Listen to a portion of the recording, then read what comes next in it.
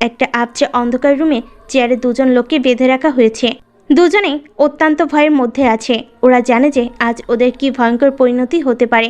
ওই সময় এতগুলো টাকা দেখে লোভ সামলাতে পারেনি, কিন্তু এরপর ওদের সাথে কি হবে সেটাই মাথায় আসেনি ওদের। আর যখন বুঝতে পেরেছে যে কত বড় ভুল করে ফেলেছে, তখন পালিয়ে এসেছে ওখান থেকে। কিন্তু বেশি দূর পালাতে পারেনি, তার আগেই ওদের ধরে ফেলেছে আর এখানে নিয়ে এসেছে। ওদের চারপাশে অনেকগুলো লোক দাঁড়িয়ে আছে। হঠাৎ ওই রুমে দরজা খুলে ভেতরে ঢুকলো আদ্রিয়ান। অন্ধকার স্তব্ধ রুমে আদ্রিয়ানের পায়ের গম্ভীর আওয়াজ স্পষ্ট। আদ্রিয়ানের পায়ের আওয়াজে ওই দুজনের বুকের ভেতর আরও তীব্র কম্পন সৃষ্টি হলো। দুজনের ভেতরে আফসোস হচ্ছে যে কেন টাকা লোভে পড়ে ওই চরম ভুলটা করলো। আদ্রিয়ান হালকা আওয়াজে সিটি বাজাতে বাজাতে ওদের দুজনের সামনে রাখা চেয়ারটাই বসলো। ওর পেছনে আদিপ আর আশিস দাঁড়িয়ে আছে। সামনে দুজন ভয়ে ঠকঠক করে কাঁপছে। আদ্রিয়ান মুচকি এসে পায়ের উপর পা তুলে বসে ওদের দিকে তাকিয়ে বলল, তোদের তো আমার বাড়ির গেটের কাছে থাকার কথা ছিল, হঠাৎ রেল স্টেশনে কেন গেলি বলতো, তাও বিনা নোটিশে? লোক দুটো ভীত চোখে তাকিয়ে আছে আদ্রিয়ানের দিকে। আদ্রিয়ান নিজের হাত এগিয়ে এনে নখ দেখাতে দেখাতে বলল, দেখ, কাজে ফাঁকি দেওয়া আমি মোটেও পছন্দ করি না, সেটা তো জানিস। তো হঠাৎ উধাও কেন হলি? ওরা আর কি বলবে। আদ্রিয়ানের এই ঠান্ডা গলা ওদের রক্তও ঠান্ডা করে দিয়েছে। আদ্রিয়ান ওদের চুপ থাকতে দেখে ভুরু কুচকে তাকালো, তারপর আবারও ঠান্ডা গলায় বলল, কত টাকা দিয়েছিল? লোক দুটো এবার ভয়ে কেঁদেই দিল। একজন ভয়ে ভয়ে বলল, ভাই আমরা কিচ্ছু জানি না, আমরা তো গ্রামের বাড়িতে যাচ্ছিলাম, আপনি ছিলেন না তাই। আদ্রিয়ান বাঘে এসে সোজা হয়ে বসে বলল, তার জন্য উইদাউট এনি পারমিশন তোরা পগার পার হয়ে গেলি, তাই তো? লোক দুটো খুব ভালোভাবে বুঝে গেছে যে ওদের কোনো কথাতেই কোনো লাভ হবে না। আদ্রিয়ান সবটাই জানে। আদ্রিয়ান পকেট থেকে গান বের করে কপালে স্লাইড করে স্থির দৃষ্টিতে ওদের দিকে তাকিয়ে পড়ল। খাওয়ার থালায় ফুটো করলে নতুন থালা জোগাড় করা যায়, কিন্তু যেই ডালে বসে আছিস সেই ডালেই কুড়াল মারলে কি হয় জানিস? সোজা নিচে, আর তার উপর যদি নিচে আবার লাভও থাকে তাহলে? ওরা এবার খুব ভালোভাবে বুঝে গেছে যে আজ ওদের কপালে ভয়ঙ্কর রকম দুঃখ আছে। ভয়ে কাঁপতে কাঁপতে বলল, স্যার এবারের মতো মাফ করে দিন, এই ভুল আর কোনোদিন হবে না। আদ্রিয়ান হেসে দিল। এবার কিছুক্ষণ হাসার পর নিজেকে সামলে বলল, আরে আমি জানি সেটা। আর সুযোগ, হ্যাঁ এটা ঠিক যে আমি সবাইকে একটা সুযোগ দেই, কিন্তু যতক্ষণ ব্যাপারটা শুধু আমার মধ্যে সীমাবদ্ধ থাকে। কিন্তু আফসোস, তোরা যেই ভুলটা করেছিস সেটা এমন একজনকে ঘিরে যাকে নিয়ে কোনো প্রকার কম্প্রোমাইজ করা সম্ভব নয় আমার পক্ষে। আর ক্ষমা, তা তো একেবারেই না। বলে ওরা উঠে দাঁড়িয়ে পড়ল। ভেবেছিলাম তোদের উপরেই পাঠিয়ে দেব, কিন্তু পরে ভাবলাম তাতে কি লাভ হবে, শান্তিতে উপরে চলে যাবে। তার চেয়ে তোদের বাচ্চাটাই দুর্বিশ্ব করে দেই, সেটাই বেটার হবে। আজ তোদের সাথে সেটাই করব, যাতে তোদের দিকে কেউ তাকালে সে তার নিজেরই মালিকের সাথে বিশ্বাসঘাতকতা করার কথা চিন্তা করতেও কয়েকবার ভাবে। আমার জান পাখিকে ওই লোকটার কাছে পৌঁছে দিতে 2 হাত পেতে টাকা নিয়েছিলি না? এটুকু বলেই ও লোকেদের ডেকে বলল ওদের দুটোকে কেমিক্যাল রুমে নিয়ে গিয়ে অ্যাসিডতে ধীরে ধীরে সময় নিয়ে যাতে ওদের হাত দুটোকে গলিয়ে দেয়। ওরা দুজন আদ্রিয়ানের কাছে অনেক আকুতি মিনতি করছে, কিন্তু কোনো লাভ হয়নি। ওদের অনুরোধকে উপেক্ষা করে বেরিয়ে এসেছে ওখান থেকে। আদ্রিয়ান অন্য কোনো ব্যাপার হলে এদের দ্বিতীয় সুযোগ ঠিকই দিত, কিন্তু ব্যাপারটা অনিমাকে নিয়ে, তাই ও ক্ষমার কথা চিন্তা করেনি। ও নিজেই করতো কাজটা, কিন্তু ওর এখন অনিমাকে খুঁজে বের করতে হবে। প্রতিটা মুহূর্ত ওর কাছে খুবই গুরুত্বপূর্ণ। সকালে সূর্যের আলো চোখে পড়তেই অনিমা পিটপিট করে চোখ খুলল। মাথা ভীষণ ভার হয়ে আছে, চিনচিন ব্যথা করছে, খুব দুর্বল লাগছে ওর। দুবার উঠে বসতে গিয়েও পড়ে গেল। অনেক কষ্টে পেট ধরে উঠে বসলো ও। খুব বেশি খারাপ লাগছে ওর। মাথা চেপে ধরে চুপ করে বসে আছে। আস্তে আস্তে সব কিছুই মনে পড়ল। রিকের ওকে তুলে নিয়ে আসা, এরপর ওই ফার্ম হাউসে ইঞ্জেকশন দেওয়া, এই অবধি মনে আছে ওর। কোনো রকমে মাথা উঁচু করে চারপাশে দেখলো। ওকে অনেক বড় একটা রুমে রাখা হয়েছে। পুরো রুমটাই হোয়াইট পেইন্ট করা, সব কিছুই অন্যরকম, একটু বেশি মডার্ন টাইপ। রিক ওকে আবার কোথায় নিয়ে এলো, এসব ভেবে মাথা ব্যথা আরও বেড়ে যাচ্ছে ওর। আস্তে করে বেড থেকে নেমে ধীর পায়ে ব্যালকনিতে গিয়ে রেলিংয়ে ধরে চারপাশে তাকিয়ে দেখলো আশেপাশে শুধু পানি আর পানি। দেখে মনে হচ্ছে সমুদ্র, আর এটা যে বঙ্গোপসাগর নয় সেটা খুব ভালো করেই বুঝতে পারছে। এটা একটা দ্বীপ, সেটাও বেশ বুঝতে পারছে। কাদার শক্তিও নেই ওর মধ্যে। দাঁড়িয়ে থাকাটাই কষ্টকর হয়ে যাচ্ছে ওর জন্য। কোনো মতে দেওয়াল ধরে ভিতরে গিয়ে সামনে তাকিয়ে দেখলো রিক দেওয়ালে হেলেন দিয়ে ওর দিকে তাকিয়ে বাঁকা হাসছে। অনিমা ওকে দেখে দাঁড়িয়ে যেতেই রিক সোজা হয়ে দাঁড়িয়ে বলল, দেখা কি শেষ যে কোথায় আছো? পছন্দ হয়েছে জায়গাটা? অনিমা মাথা নিচু করে ফেল, চোখ দুটো ছলছল করছে, যেন এখনই জল গড়িয়ে পড়বে। রিক অনিমার দিকে এগিয়ে আসতে নিলেই অনিমা ভয় পেয়ে তাড়াহুড়ো করে পেঁচাতে গিয়ে পড়ে যেতে নিল। রিক ধরতে যাবে তার আগে ও নিজেকে টেবিল ধরে সামলে নিল। রিক হেসে বলল, আরে ভয় পাচ্ছ কেন বলো তো? মারছি আমি তোমাকে? বলে অনিমাকে ধরল। অনিমা ছাড়ানোর চেষ্টা করতেই রিক ওকে ধমক দিয়ে বলল, ওই, একদম তেজ দেখাবে না আমাকে, ওকে? আমি তোমার কি হাল করতে পারি সেটা খুব ভালো করে জানো তুমি। অনিমা কেঁদে দিয়ে বলল। যেতে দিন আমাকে। অনিমার কথা শুনে রিক চোখ বন্ধ করে একটা শ্বাস ফেলে নিজেকে শান্ত করে বলল, দেখো, এই মুহূর্তে তোমার গায়ে হাত তোলার ইচ্ছা আমার একদমই নেই, তাই বাধ্য করো না আমাকে। অনিমাকে ধরে বেডে বসিয়ে বলল, লম্বা সময় ধরে কিছু খাওয়া হয়নি তোমার, তাই এতটা দুর্বল লাগছে। আমি খাবার আনাচ্ছি, চুপচাপ খেয়ে নিবে, ওকে? বলেই কাউকে কল করে খাবার আনতে বলল। অনিমা কিছু না বলে হাঁটু গুটিয়ে চুপচাপ বসে আছে। খুব জোরে কাঁদতে ইচ্ছে করছে ওর, কিন্তু রিকের ভয়ে কাঁদতেও পারছে না। কিছুক্ষণ পর অনিমা রিকের দিকে তাকিয়ে বলল। কোথায় আছি আমরা? রিক তীক্ষ্ণ দৃষ্টিতে অনিমার দিকে তাকিয়ে শক্ত গলায় বলল, সেটা তোমার জানার কোনো প্রয়োজন নেই। বেশি কথা বললে কথা বলার মতো অবস্থাতেই রাখবো না। So quite.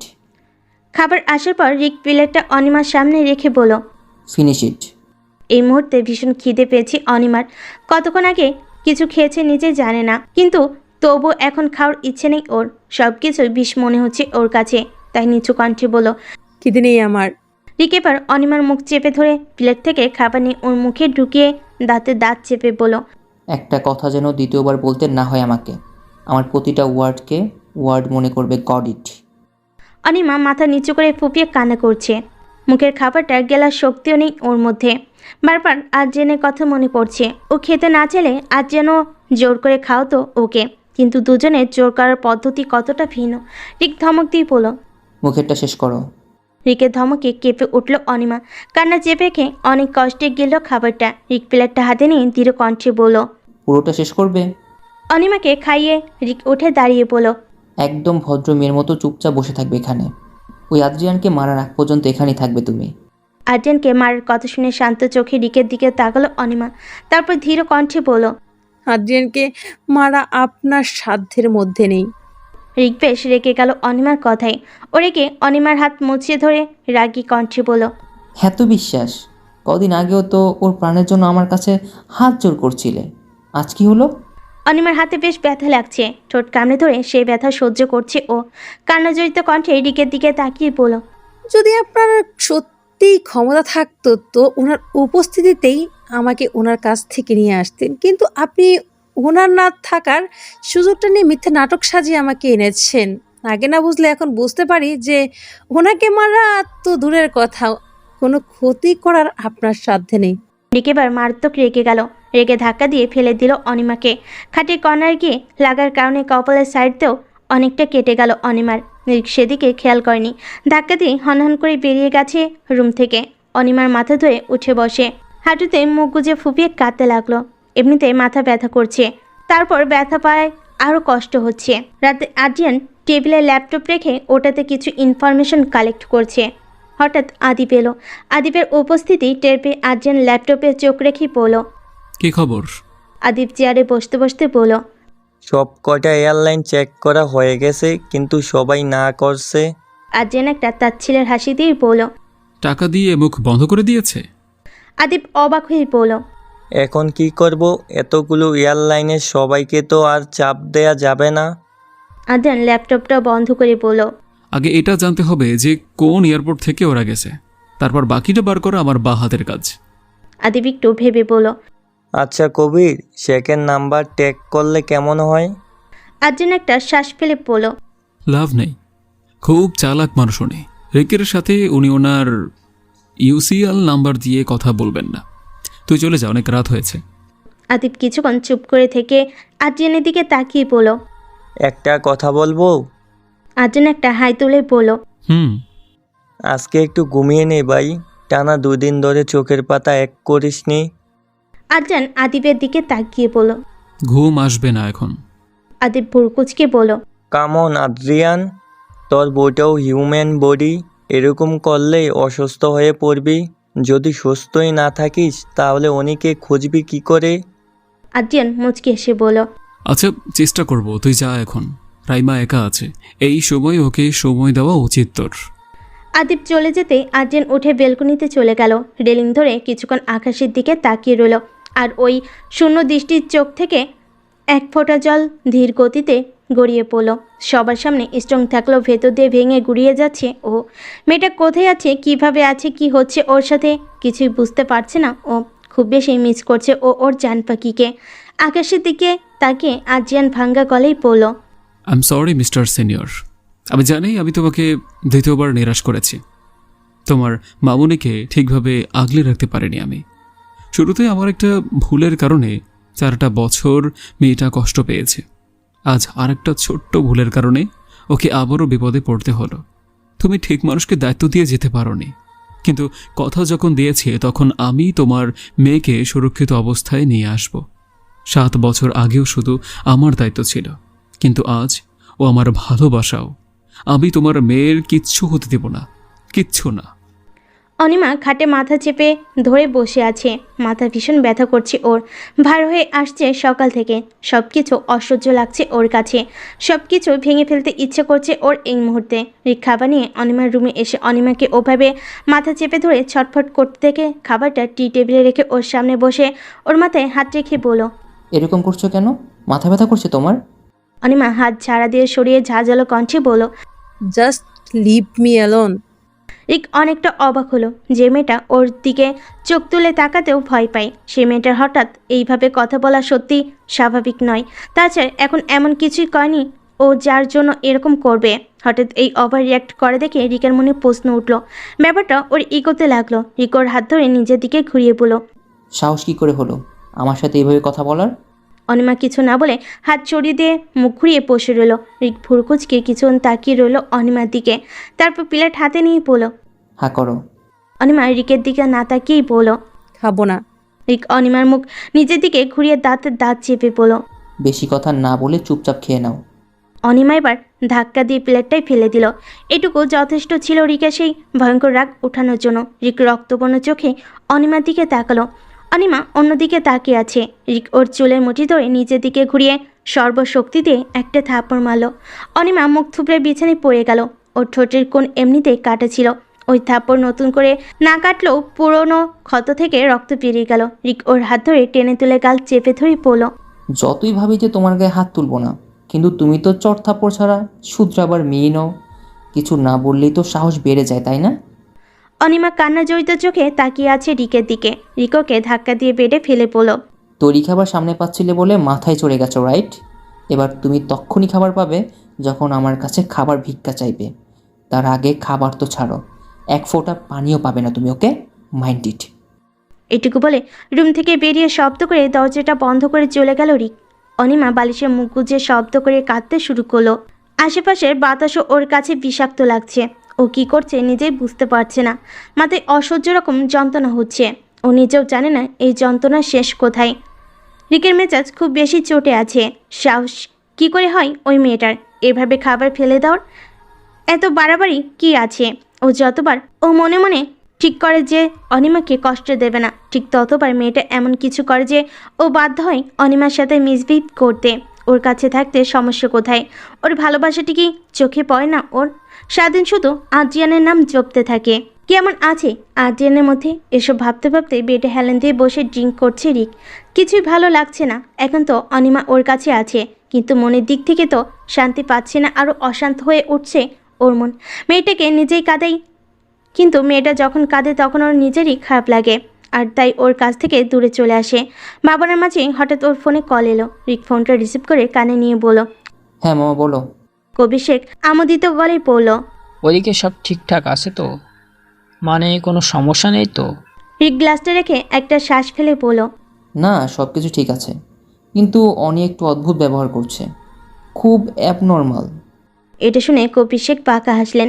তারপর নিজেকে সামনে নিয়ে বলেন, আরে এত ভেবো না, আসলে হুট করে এভাবে তুলে এনেছো তো, তাই একটু হাইপার হয়ে গেছে। আর তোমাকে আগে অনেকবার বলেছি যে ওর প্রতি প্রেম গদগদ হয়ে যেও না, তাহলে হাতের বাইরে চলে যাবে। ও তোমাকে যে ভয়টা পায় সে ভয়টা বাঁচিয়ে রাখতে হবে। তাই প্রেমটা ভিতরে চেপে রেখে রাফ হওয়ার চেষ্টা করো। জানি ব্যাপারটা তোমার জন্য সহজ নয়, তবে যা বলছি তা তোমার ভালোর জন্যই বলছি, বুঝছো তো? রিক নিচু কণ্ঠে বলল। রিকের উত্তরে কবির শেখ একটা স্বস্তির নিঃশ্বাস ফেললেন, তারপর বললেন। তা দেশে কবে আসছো? রিক একটু গলা ঝেড়ে বলল। না মামা, এখন না। আদ্রিয়ান ছেলেটা খুব চালাক, কোনো চান্স নিতে চাই না আমি। আগে তুমি ওকে পৃথিবী থেকে সরানোর ব্যবস্থা করো। কবির শেখ বললেন। তা তো করছি। রিক সম্মতি জানিয়ে ফোন রেখে দিয়ে চোখ বন্ধ করে আবারও হেলান দিল। ও জানে না কোনটা ভুল কোনটা ঠিক, ও আদৌ যা করছে তা কতটা ঠিক। ও শুধু এইটুকু জানে যে ওর অনিমাকে চাই, সেটা যে কোনো কিছুর মূল্যে। তার জন্য ওকে যা করতে হয় করবে। আর রিকের সেই ভাবনার কারণেই হয়তো কবির শেখের মন্ত্রণা কতটা ঠিক বা ভুল সেটা বিবেচনা করার ইচ্ছেটাও ওর মধ্যে নেই। রাতে অনেক চেষ্টা করেও একটু ঘুমাতে পারেনি আদ্রিয়ান। শেষ রাতের দিকে একটু ঘুমিয়েছে। সকাল সকাল উঠে বেরিয়ে গেছে আবার অনিমার খোঁজে। আদিব আশিস তো আছে তীব্র, অরমিতা সিনেমা যার যার সাধ্যমতে কাজ করছে। আদ্রিয়ান রিকের সব গাড়ি নাম্বার নিয়ে চেকপোস্টে চেক ইন করেছে যে কোথাকার রোডে দিয়ে গেছে ও। তাহলে আদ্রিয়ান এটা জানতে পারবে যে কোন এয়ারপোর্ট থেকে গেছে ওরা আর কোথায় গেছে। আদ্রিয়ান এক হাতে ফোনে কথা বলছে আর এক হাতে ল্যাপটপে কাজ করছে। আশিস আর আদিব ওর দুপাশে বসে ফোনে কথা বলছে। হঠাৎ করে তীব্র আর স্নেহা আর অরুমিতা এলো। অরুমিতা আর আশিসের চোখাচোখি হলো একবার। দুদিন ধরেই আশিস অরুমিতাকে একটু ইগনোর করছে। অরুমিতার খারাপ লাগলো এটা ভেবে নিজের মনকে বোঝাচ্ছে যে অনিমাকে খুঁজতে এত ব্যস্ত থাকতে হচ্ছে, সেজন্যই হয়তো সময় কম দিতে পারছে। ওরা আদ্রিয়ানকে কাজ করতে দেখে দরজা থেকেই বলো। ভাইয়া আসবো? আদ্রিয়ান ল্যাপটপ থেকে চোখ সরিয়ে ওদের দিকে তাকিয়ে বলো। হ্যাঁ এসো। বলে আবার ল্যাপটপের দিকে তাকালো। ওরা ভেতরে এসে টেবিলের কাছে দাঁড়ালো। আদ্রিয়ান ল্যাপটপের দিকে তাকিয়ে বলল। বসো। ওরা দুজন বসলো। তীব্র বলল। ভাইয়া, অনিমার কোনো খবর পাইনি? আদ্রিয়ান ল্যাপটপ থেকে হাত সরিয়ে চেয়ারে হেলান দিয়ে বলল। এখনো না। অরুমিতা কাঁদো কাঁদো গলায় বলল। ভাইয়া প্লিজ, যতটা তাড়াতাড়ি সম্ভব ওকে খুঁজে পার করুন। আপনি তো শুনেছেন যে রিক কতটা ভয়ঙ্কর, ও মেয়েটাকে মেরেই ফেলবে। আপনি আর কিছু বলার আগে আদ্রিয়ান শক্ত কণ্ঠে বলল। সেটা পরমিতা, তোমার কি মনে হয় ওর জন্য আমার চিন্তা হচ্ছে না? হ্যাঁ, 3 দিন যাবৎ আমার মনের ওপর দিয়ে কি চলছে একমাত্র আমিই জানি। ও তোমাদের বন্ধু হতে পারে, কিন্তু আমার জন্য ও কি সেটা মুখে বলে তোমাদেরকে বোঝাতে পারবো না আমি। অরুমিতা মাথা নিচু করে ফেল আর নিজের কাছে নিজে লজ্জে পেল। এতটাই ইমোশনাল হয়ে গিয়েছিল যে ও যে কার কাছে কি বলছে সেটাই মাথায় ছিল না ওর। ও নিচু কণ্ঠে বলল। সরি ভাইয়া, আসলে আদ্রিয়ান নিজেকে শান্ত করে একটা শ্বাস নিয়ে বলল। ইটস অল রাইট, আর চিন্তা করো না, খুব তাড়াতাড়ি খুঁজে পেয়ে যাবো ওকে। তীব্র অবাক হয়ে বলল। কিন্তু কিভাবে? আদ্রিয়ান এবার সবার দিকে তাকিয়ে বলল। এই জন্যই তোমাদের সবাইকে এক জায়গায় ডেকেছি আমি। এবার আমি যেটা বলছি সেটা খুব ভালো করে শোনো। এরপর আদ্রিয়ান সবাইকে কি করতে হবে সব খুব ভালোভাবে বলে দিল। সকলে যার যার কাজ বুঝে নিল। আমি টেক্সট করে দিচ্ছি, রাখো এখন। চেপে ধরে একটা লম্বা শ্বাস নিল আদ্রিয়ান। 3 দিন হয়ে গেছে, সামনে লাঞ্চ পড়ে আছে, কিন্তু খাওয়াই মিনিমাম ইচ্ছেও নেই ওর। অনিমাকে খাইয়ে তারপরেই খেত আদ্রিয়ান। এটা একটা অভ্যাসে পরিণত হয়ে গেছে ওর। কিন্তু এখন মেয়েটা কিছু খেয়েছে কিনা, আদৌ সুস্থ আছে কিনা কিছুই বুঝতে পারছে না ও। তাহলে কি করে শান্তিতে গিলবেও? তবুও জোর করে খানিকটা খেয়ে নিল ও, কারণ এই মুহূর্তে ওকে সুস্থ থাকতে হবে। ওকে ওর জান পাখিকে খুঁজে পেতেই হবে যে কোনো মূল্যে। গভীর রাত। অনিমা খাটের উপর হয়ে শুয়ে আছে, চোখ দিয়ে নীরব ধারে জল পড়ছে। রিক তার কথাই রেখেছে। কাল রাত থেকে খাবার তো দূর, এক ফোঁটা পানিও দেয়নি ওকে। রুমের ওয়াশরুমের পানির লাইনটাও বন্ধ করা। ওয়াশরুমে যাওয়ার দরকার পড়লে বাইরেটাই নিয়ে গেছে ওকে। খিদে পেলেও তেমন খাওয়ার ইচ্ছে নেই। দীর্ঘ সময় না খেয়ে ওর হাড় ভাঙা খাটুনি খাটার অভ্যাস ওর মামা বাড়ি থেকেই হয়ে গেছে, কিন্তু পানির পিপাসাতে গলা শুকিয়ে কাঠ হয়ে গেছে ওর। বেশ কষ্ট হচ্ছে। কিছুক্ষণ পর দরজা খুলে রিক ভেতরে ঢুকলো। অনিমা সেটা বুঝতে পেরেও কোনো প্রতিক্রিয়া করেনি। যেভাবে ছিল ওভাবে চুপচাপ শুয়ে আছে। রিক এসে খাটে বসলো। অনিমার দিকে ভালোভাবে তাকিয়ে বুঝতে পারলো অনেকক্ষণ যাবৎ কাঁদছে। রিক অনিমার মাথায় আলতো করে হাত বুলিয়ে বলল। কেন জেদ করছো? জাস্ট একবার চাও আমার কাছে, আমি এক্ষুনি খাবার আনার ব্যবস্থা করছি।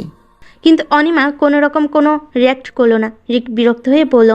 দেখো, বেশি করছো কিন্তু এবার। এরকম করার মানে কি তোমার? অনিমা এবারও কোনো রিয়াক্ট না করে স্থিরভাবে ভাঙ্গা গলায় টেনে টেনে বলল। একটু একা থাকতে দিন আমাকে। রিক এবার রেগে গেল, রাগী কণ্ঠে বলল। আচ্ছা, এখনও তেজ দেখাবে? ফাইন, আমিও দেখি তুমি কতক্ষণ এভাবে না খেয়ে থাকতে পারো। বলে উঠে রুম থেকে বেরিয়ে গেল রিক। রিকের মনে এখন অন্য চিন্তা বাধা বাঁধছে যে অনিমার এক্স্যাক্টলি হয়েছেটা কি। হঠাৎ করে ওভার রিয়াক্ট করছে, আবার হঠাৎ করে শান্ত হয়ে যাচ্ছে। এটা কি আদৌ শুধু আমি ওকে জোর করে আটকে রেখেছি এই কারণে, নাকি এর পেছনে অন্য কোনো কাহিনী আছে?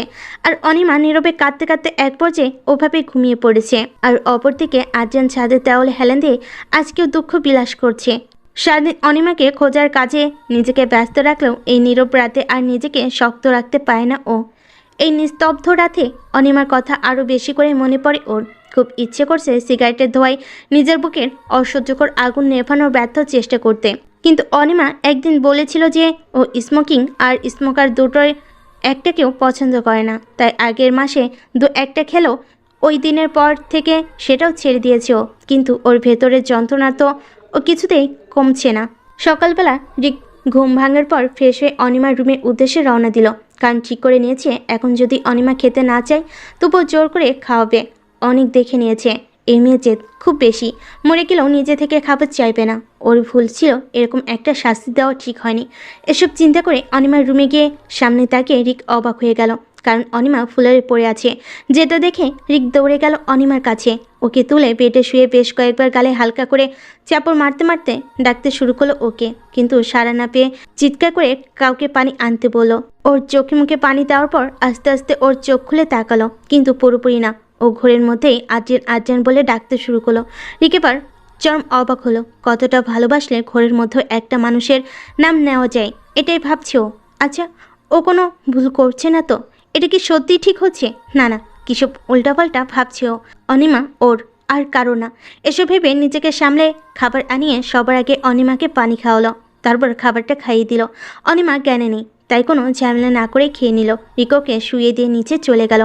রিক নিচে থেকে ওর কাজকর্ম সেরে প্রায় 1 ঘন্টা পর অনিমার রুমে আরেক দফা অবাক হলো। অনিমা রুমের সব কিছু ভাঙচুর করছে আর চিৎকার করছে। প্রচণ্ড হাইপার হয়ে গেছে ও। রিক চিৎকার করে অনি বলে ডাকতেই অনিমার পেছন ঘুরল। রিক অনিমার দিকে এগোতে নিলে কিন্তু অনিমা থামিয়ে দিয়ে বলল, একদম না, একদম আমার কাছে আসার চেষ্টাও করবে না, তাহলে সব শেষ করে দেবো আমি। বলে একটা শোপিস ভেঙে ফেল। রিক বলল, ওকে কুল, আমার কথাটা তো শোনো। বলে আবার এগোতে নিলে অনিমা আবারও চিৎকার দিয়ে বলল। বললাম না আমার থেকে দূরে থাকুন, জাস্ট গেট লস্ট। রিক স্তম্ভিত হয়ে তাকিয়ে আছি অনিমার দিকে। কি হলো কিছুই বুঝতে পারছে না রিক। হঠাৎ এত হাইপার কেন হয়ে গেল? রিক নরম গলায় বলল, ওকে আমি আসছি না কাছে, তুমি একটু শান্ত হয়ে বসো। অনিমা এবারও চেঁচিয়ে বলল, না আপনি যান এখান থেকে, যান। বলে আবার সব কিছু ভাঙতে শুরু করলো। রিক ওর কাছে যাওয়ার সাহস পাচ্ছে না। অনিমা ওসব ভাঙতে ভাঙতে জ্ঞান হারিয়ে পড়ে যেতে নিলে রিক দৌড়ে গিয়ে ধরে ফেল। ওকে কোনো মতে শুয়ে দিয়ে লোক ডাকিয়ে রুমটা পরিষ্কার করলো। বেশ অবাক হয়ে দেখছে রিক অনিমাকে। অনিমার পাশে বসে ওর টুকটাক চেক আপ করলো। প্রেশার লো, সেটার নামে পেয়ে বোঝার ক্ষমতা আছে ওর। তবে একটু আগে যেটা হলো সাধারণ কোনো ঘটনা ছিল না। সোফায় বসে মুখে হাত দিয়ে গভীর চিন্তায় মগ্ন রিক। এতদিন ও সন্দেহ করত, কিন্তু আজও শিওর হলো যে অনিমার সাইকোলজিক্যাল কোনো প্রবলেম আছে। আজকের আচরণে ও পুরো শিওর হয়ে গেছে সেটা। কিন্তু কি প্রবলেম সেটাই বুঝতে পারছে না ও। মামা যাই বলুক, ও অনিমাকে কালকে একজন ভালো ডক্টরকে দেখাবে। এসব নানা কথা ভাবতে ভাবতে হঠাৎ ওর ফোন বেজে উঠল। ফোন রিসিভ করতেই ওপাশ থেকে আওয়াজ এলো। রিকের ভুরুজোড়া কুচকে গেল। অবাক হয়ে বলল, তুই এই নাম্বার কোথায় পেলি তুই?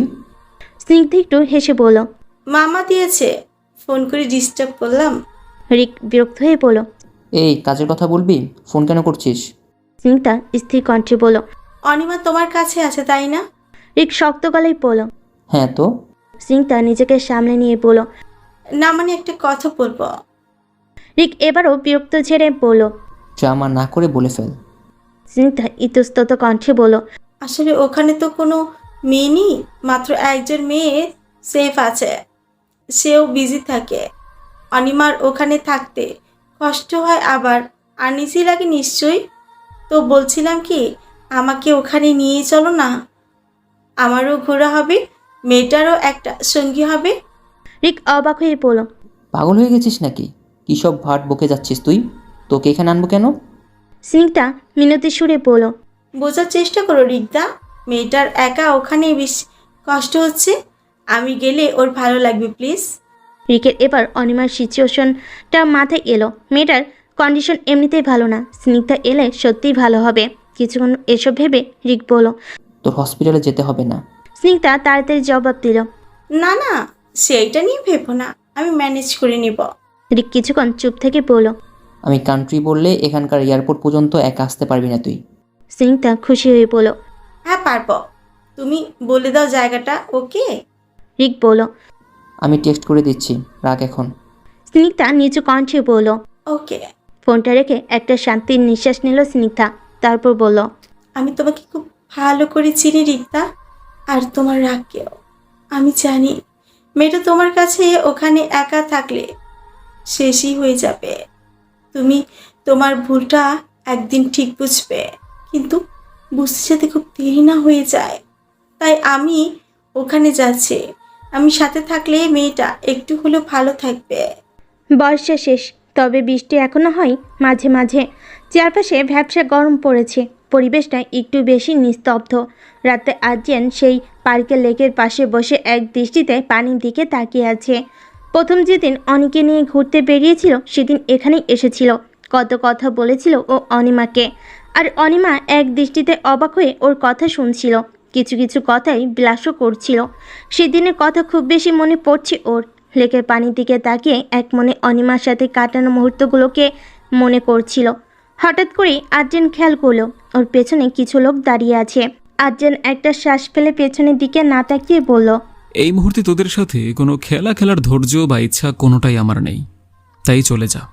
লোকগুলো হেসে দিয়ে বলল। দেখ, রকেস্টার এখন দেবদাস হয়ে গেছে। আর্যেন ডোন্ট কেয়ার ভাব নিয়ে ফোন হাতে নিয়ে স্ক্রল করতে করতে বলল। এখনো বলছি চলে যা, আমি এখন একদমই এসবের মোডে নেই। ওদের মধ্যে একজন বলল। ওই, তোর কি মনে হচ্ছে আমরা FM রেডিওতে পাবলিক ডিমান্ড শো চালাচ্ছি যে তোর মুড অনুযায়ী গান শোনাবো? আর্যেন কিছু না বলে চুপচাপ ফোন টিপতে লাগলো। ওদের মধ্যে একজন রেগে সোজা এসে আর্জেনের পিঠে হকি স্টিক দিয়ে একটা বাড়ি মারল। আঘাতটা জোরে হলেও আর্জেনের সহ্য শক্তির মধ্যেই ছিল। আর্জেন চোখ বন্ধ করে একটা শ্বাস নিয়ে ফোনটা পকেটে রেখে পাশে তাকালো। কতগুলো 3.5 ফিট রড রাখা আছে, হয়তো এখানকার কোনো কাজে লাগবে। আর্জেন উঠে দাঁড়িয়ে ওখান থেকে একটা রড হাতে নিল। যে লোকটা আর্জেনকে বাড়ি মারতে এসেছিল সেই লোকটা ওর দিকে দৌড়ে তেড়ে আসতে নিলে আর্জেন প্রথমে লোকটার হাতে বাড়ি মারল, যার ফলে হকি স্টিকটা পড়ে গেল। পরে শরীরে এমন জোরে বাড়ি মারল যে আর উঠে দাঁড়াতে পারল না। আর্জেন এবার ওদের দিকে তাকিয়ে পড়ল। আব্বে, তোদের কি আমাকে দেখে মেলায় টানানো বেলুন মনে হচ্ছে যে ইচ্ছে মতো গুলি ছুঁড়ে এক একটা করে ফাটাবি আর আমি ফেটে যাব? তোদেরকে বললাম চলে যা, কিন্তু শুনলি না। এখন যেটা হবে না সেটার জন্য আমি না, তোরা দায়ী। ওরা পেছন থেকে গান বের করে বলল। তোকে তো এখানেই ঝাঁঝরা করে দেব। আর্জেন অপর হাতে নিজের থুতনি চুলকে বিড়বিড় করে বলল। এরা শুধরাবে না। ওদের একজন রাগী কণ্ঠে বলল। কি বিড়বিড় করছিস? হ্যাঁ, ওদের দিকে তাকিয়ে কিছু একটা দেখে বাঁকা হেসে বলল। পেছনে তাকা। ওরা সবাই বিরক্তি নিয়ে পেছনে তাকিয়ে দেখে অনেকগুলো বন্দুকধারী লোক ওদের ঘিরে আছে, তাও বন্দুক তাক করে। আর্জেন পকেটে হাত দিয়ে ওদের সামনে দাঁড়িয়ে বলল। তোদের ক্লাসটা আমিই নিতাম, কিন্তু ওই যে বললাম মুড নেই, তাই যা করার ওরাই করুক। All the best. বলে ইশারা করতে আর্জেনের লোকগুলো ওদের নিয়ে চলে গেল। আর্জেন ওখানকার বেঞ্চে পায়ের উপর পা তুলে বসে নিজে নিজেই বলল। আপনি খুব চালাক মানুষ কবির শেখ, কিন্তু আমার ব্যাপারে আপনি কিছুই জানেন না। দুদিনে 2 বার শুট করানোর চেষ্টা করলেন, বন্দুক তাক করার আগেই তারা পালিয়েছে। এখন আবারও মারতে লোক পাঠালেন, তারাও এখন অনেস্টলি কষ্ট হয় আপনার জন্য, খুব কষ্ট হয়। স্নিগ্ধা এয়ারপোর্টের সামনে বসে আছে। রিকের বলা দেশে এসেছে ও। হঠাৎ ফোন বাজতেই স্নিগ্ধা রিসিভ করলো। রিক হাঁটতে হাঁটতে বলল। ওখানেই থাক, আমি আসছি। বলে ফোন রেখে দাউর কিছুক্ষণের মধ্যেই রিক এসে দাঁড়ালো ওর সামনে। স্নিগ্ধা হেসে কিছু বলবে তার আগেই ওর হাত ধরে ওখান থেকে হাঁটা দিল। স্নিগ্ধা তো অবাক, পেছন থেকে একটার পর একটা প্রশ্ন করে যাচ্ছে কিন্তু কোনো উত্তর আসছে না। রিক একবার পেছন ঘুরে তাকাতেই রিকের চেহারা দেখে স্নিগ্ধা চুপ হয়ে গেল।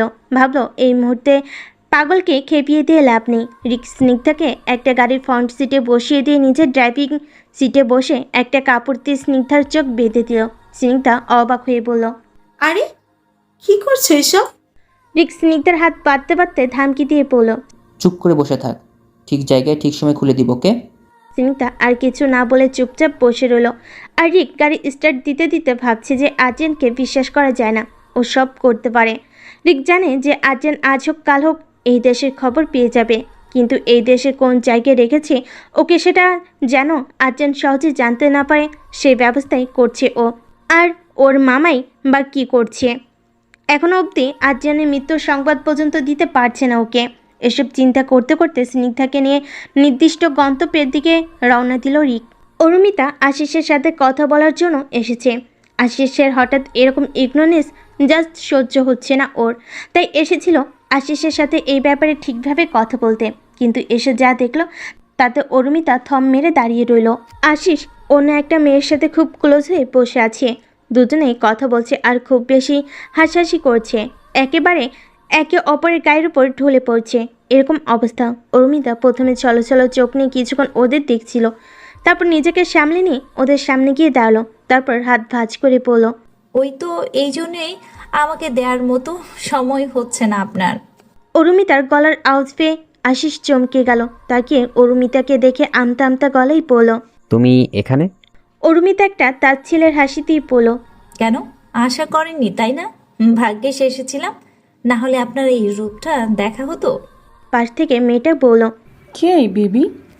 আশিস মেয়েটার দিকে তাকিয়ে শক্ত কণ্ঠে বলল, তুমি এখন যাও এখান থেকে। মেয়েটা কথা না বাড়িয়ে চলে গেল ওখান থেকে। আশিস অরুমিতার দিকে তাকিয়ে ইতস্তত কণ্ঠে বলল, অরু। কিন্তু আশিসকে থামিয়ে দিয়ে অরু বলল, ডোন্ট কল মি হরু, ওকে? ওই নামে ডাকার যোগ্যতা নেই আপনার। এই জন্যই আমাকে ইগনোর করেছিলেন, কারণ আমার সাথে প্রেম প্রেম নাটক করে মন ভরে গেছে আপনার, তাই এখন দূরে সরে যাচ্ছেন। অতটাও চিফ মেন্টালিটির আপনার। আশিস এবার উঠে দাঁড়িয়ে চেঁচিয়ে বলল, এত ওভারঅ্যাক্ট করার কি আছে? হ্যাঁ, আমি কিরকম সেটা তুমি জানতে না? রিলেশন করলে তো যে সেটা আজীবন টিকে রাখতে হবে এমন তো কোনো কথা আছে নাকি? আমি বলেছিলাম তোমাকে এত সিরিয়াস হতে, বলেছিলাম? অরুমিতা কান্না জড়িত কণ্ঠে আশিসের দিকে তাকিয়ে বলল, কি বলছেন আপনি? আশিস একটা শ্বাস ফেলে বলল, যা বলেছি একদম ঠিক বলেছি। দেখো, এসব ন্যাকামো প্রেম আমার কাছ থেকে আশা করো না, কারোর জন্য আমি নিজেকে বদলাতে পারবো না। অরুমিতা কিছুক্ষণ আশিসের দিকে তাকিয়ে থেকে চোখ মুছে বলল, হবে না আপনাকে বদলাতে, আমি চলে যাচ্ছি আপনাকে ছেড়ে। আমাদের মধ্যে যা কিছু ছিল সব এখানে শেষ করে দিচ্ছি। আজ থেকে আপনিও মুক্ত আর আমিও। করুন আপনার যা খুশি তাই করুন, খেয়ে বাধা দেবে না আপনাকে। এরপর ওর হাতের রিংটা খুলে আশিসের দিকে তাকিয়ে বলল, সরাসরি ভালোবাসার কথা বলে এটাই পরিয়ে দিয়েছিলেন আমাকে, তাই না? আপনার এইসব মিথ্যে কোনো চিহ্ন আমি আমার কাছে রাখবো না। শক্ত কণ্ঠে এসব বলে রিং আশিসের দিকে ছুঁড়ে মেরে ওখান থেকে নীরবে কাঁদতে কাঁদতে চলে গেল অরুমিতা। আশিসের ভেতরে এক অদ্ভুত কষ্ট হচ্ছে, কিন্তু এরকম তো হওয়ার কথা না। ও তো কোনো কালে সিরিয়াস ছিল না অরুমিতাকে নিয়ে, তবু এত ফাঁকা কেন লাগছে সেই কারণটা অজানা ওর। আর অজানা কারণেই রিংটা তুলে নিজের পকেটে রেখে দিল আশিস। বেডে গুটিসুটি মেরে ঘুমিয়ে আছে অনিমা, আর পাশে বসে স্নিগ্ধা ওর মাথায় হাত বুলিয়ে দিচ্ছে। এক দৃষ্টিতে অনিমার মুখের দিকে তাকিয়ে আছে স্নিগ্ধা, ঠোঁটে মুচকি হাসি। এতদিন শুধু ভাবতে যে কি এমন আছে অনিমার মধ্যে যে রিক ওর জন্য এত পাগল, কিন্তু আজ সামনাসামনি দেখে বুঝতে পারছে যে কেন রিক অনিমা বলতে পাগল। এত সুন্দর এত মায়া মাখানো একটা মুখ যে কেউ দেখলে ওর মায়েই পড়ে যাবে, কিন্তু ওর কপালের হালকা কাটা দাগ, ঠোঁটের কোণে ফেটে যাওয়ার চিহ্ন দেখে একটা দীর্ঘশ্বাস ফেল স্নিগ্ধা। নিজেই বলল, অতিরিক্ত রাগ ভয়ঙ্কর জিনিস রিক্তা, এটা কাছের মানুষগুলোকেও দূরে সরিয়ে দেয়। তুমি যদি রাগকে প্রায়োরিটি না দিয়ে শুধু ভেতরের আবেগ নিয়ে মেয়েটার দিকে একটু গভীরভাবে তাকাতে, তাহলে ওর গায়ে হাত তুলতে পারতে না তুমি। এসব কথা ভাবতে ভাবতে অনিমার মাথায় হাত বোলাচ্ছিল স্নিগ্ধা। কিছুক্ষণ পর অনিমা আস্তে আস্তে চোখ খুলে তাকালো, আর ওর চোখ সরাসরি স্নিগ্ধার দিকেই গেল। স্নিগ্ধা মুচকি হাসলো। স্নিগ্ধার দিকে পিটপিট চোখে কিছুক্ষণ তাকিয়ে থাকার পর অনিমা আস্তে আস্তে উঠে বসলো। স্নিগ্ধাও হেল্প করলো ওকে বসতে। অনিমা বেশ অবাক হয়ে তাকিয়ে আছে স্নিগ্ধার দিকে। স্নিগ্ধা হাসি মুখেই বলল, চিনতে পারছো না তাই তো? আসলে আজকে এসেছি এখানে, আমাকে নিজের বন্ধু ভাবতে পারো। অনিমা ভাঙ্গা গলায় বলল, আপনি? স্নিগ্ধা আসাম করে বসে বলল, আমি রিক্তার বন্ধু স্নিগ্ধা। আর এসব আপনি টাপনি কি বলছে? হ্যাঁ, রিক্তার কাছে তোমার ডেট অফ বার্থ যা জেনেছে সে অনুযায়ী আমি তোমার থেকে অনলি 1.5 বছর বড়, সো প্রায় সমবয়সী। তাই এইসব আপনি আগে বাদ দাও। বলে মিষ্টি একটা হাসি দিল স্নিগ্ধা। অনিমা তাকিয়ে আসছে স্নিগ্ধার দিকে আর ভাবছে কত মিষ্টি করে কথা বলে মেয়েটা, বোঝা যাচ্ছে খুব ভালো। ওরকম একটা রাক্ষসের এত মিষ্টি একটা বন্ধু থাকতে পারে কিভাবে সম্ভব? এসব ভাবতে ভাবতে স্নিগ্ধা বলল, কি হলো, করবি না আমার সাথে বন্ধুত্ব? উত্তরে অনিমাও একটা মুচকি হাসি দিল। স্নিগ্ধা বলল, ওকে দেন ফ্রেন্ডশিপে কিন্তু তুমি শব্দটাও মানানসই নয়, তাই না? অনিমা বেশ অবাক হলো। মেয়েটা যতটা মিষ্টি ততটাই মিশুকো। কত তাড়াতাড়ি সম্পর্কটাকে তুইতে নিয়ে গেল। অনিমা হাসি মুখে নিচু কণ্ঠে বলল। এরপর দুজনেই কিছুক্ষণ চুপচাপ ছিল। নীরবতা ভেঙে স্নিগ্ধা নিজেই বলল, দেখ, আমি জানি যে তোকে রিক্তা এখানে জোর করে আটকে রেখে দিয়েছে, আর আমি একা চাইলেও তোকে বের করতে পারবো না। চারপাশে করা সিকিউরিটি, রিক্তা লোকটা কিন্তু মনের দিকে একেবারেই খারাপ না, শুধু একটু রাগে। তারপর ওই শকুনি মামা তো আছে, সারাক্ষণ কান ভাঙানি দিয়েই রাখে ছেলেটার। অনিমা অবাক হয়ে বলল, শুকুনি মামাকে? স্নিগ্ধা কিছু বলবে আগে রিক ঢুকে পড়ল রুমে। রিককে দেখা মাত্রই অনিমা একটু কুটিয়ে বসলো। রিক ওদের দুজনের দিকে একবার তাকিয়ে স্নিগ্ধাকে উদ্দেশ্য করে বলল, ওকে নিয়ে ডাইনিং রুমে আয়, খাবার সার্ভ করে গেছে। এটুকু বলেই রিক চলে গেল। অনিমা বেশ অবাক হলো। এই কয়দিন অনিমাকে রুমেই খাবার দিয়ে যেত রিক, আজ হঠাৎ ডাইনিংয়ে। স্নিগ্ধা অনিমার দিকে তাকিয়ে বলল, চল। অনিমা উঠে দাঁড়াতে স্নিগ্ধা ওকে ধরে ধরে ডাইনিংয়ে নিয়ে গেল। খাবার সময় কেউ কোনো কথা বলেনি।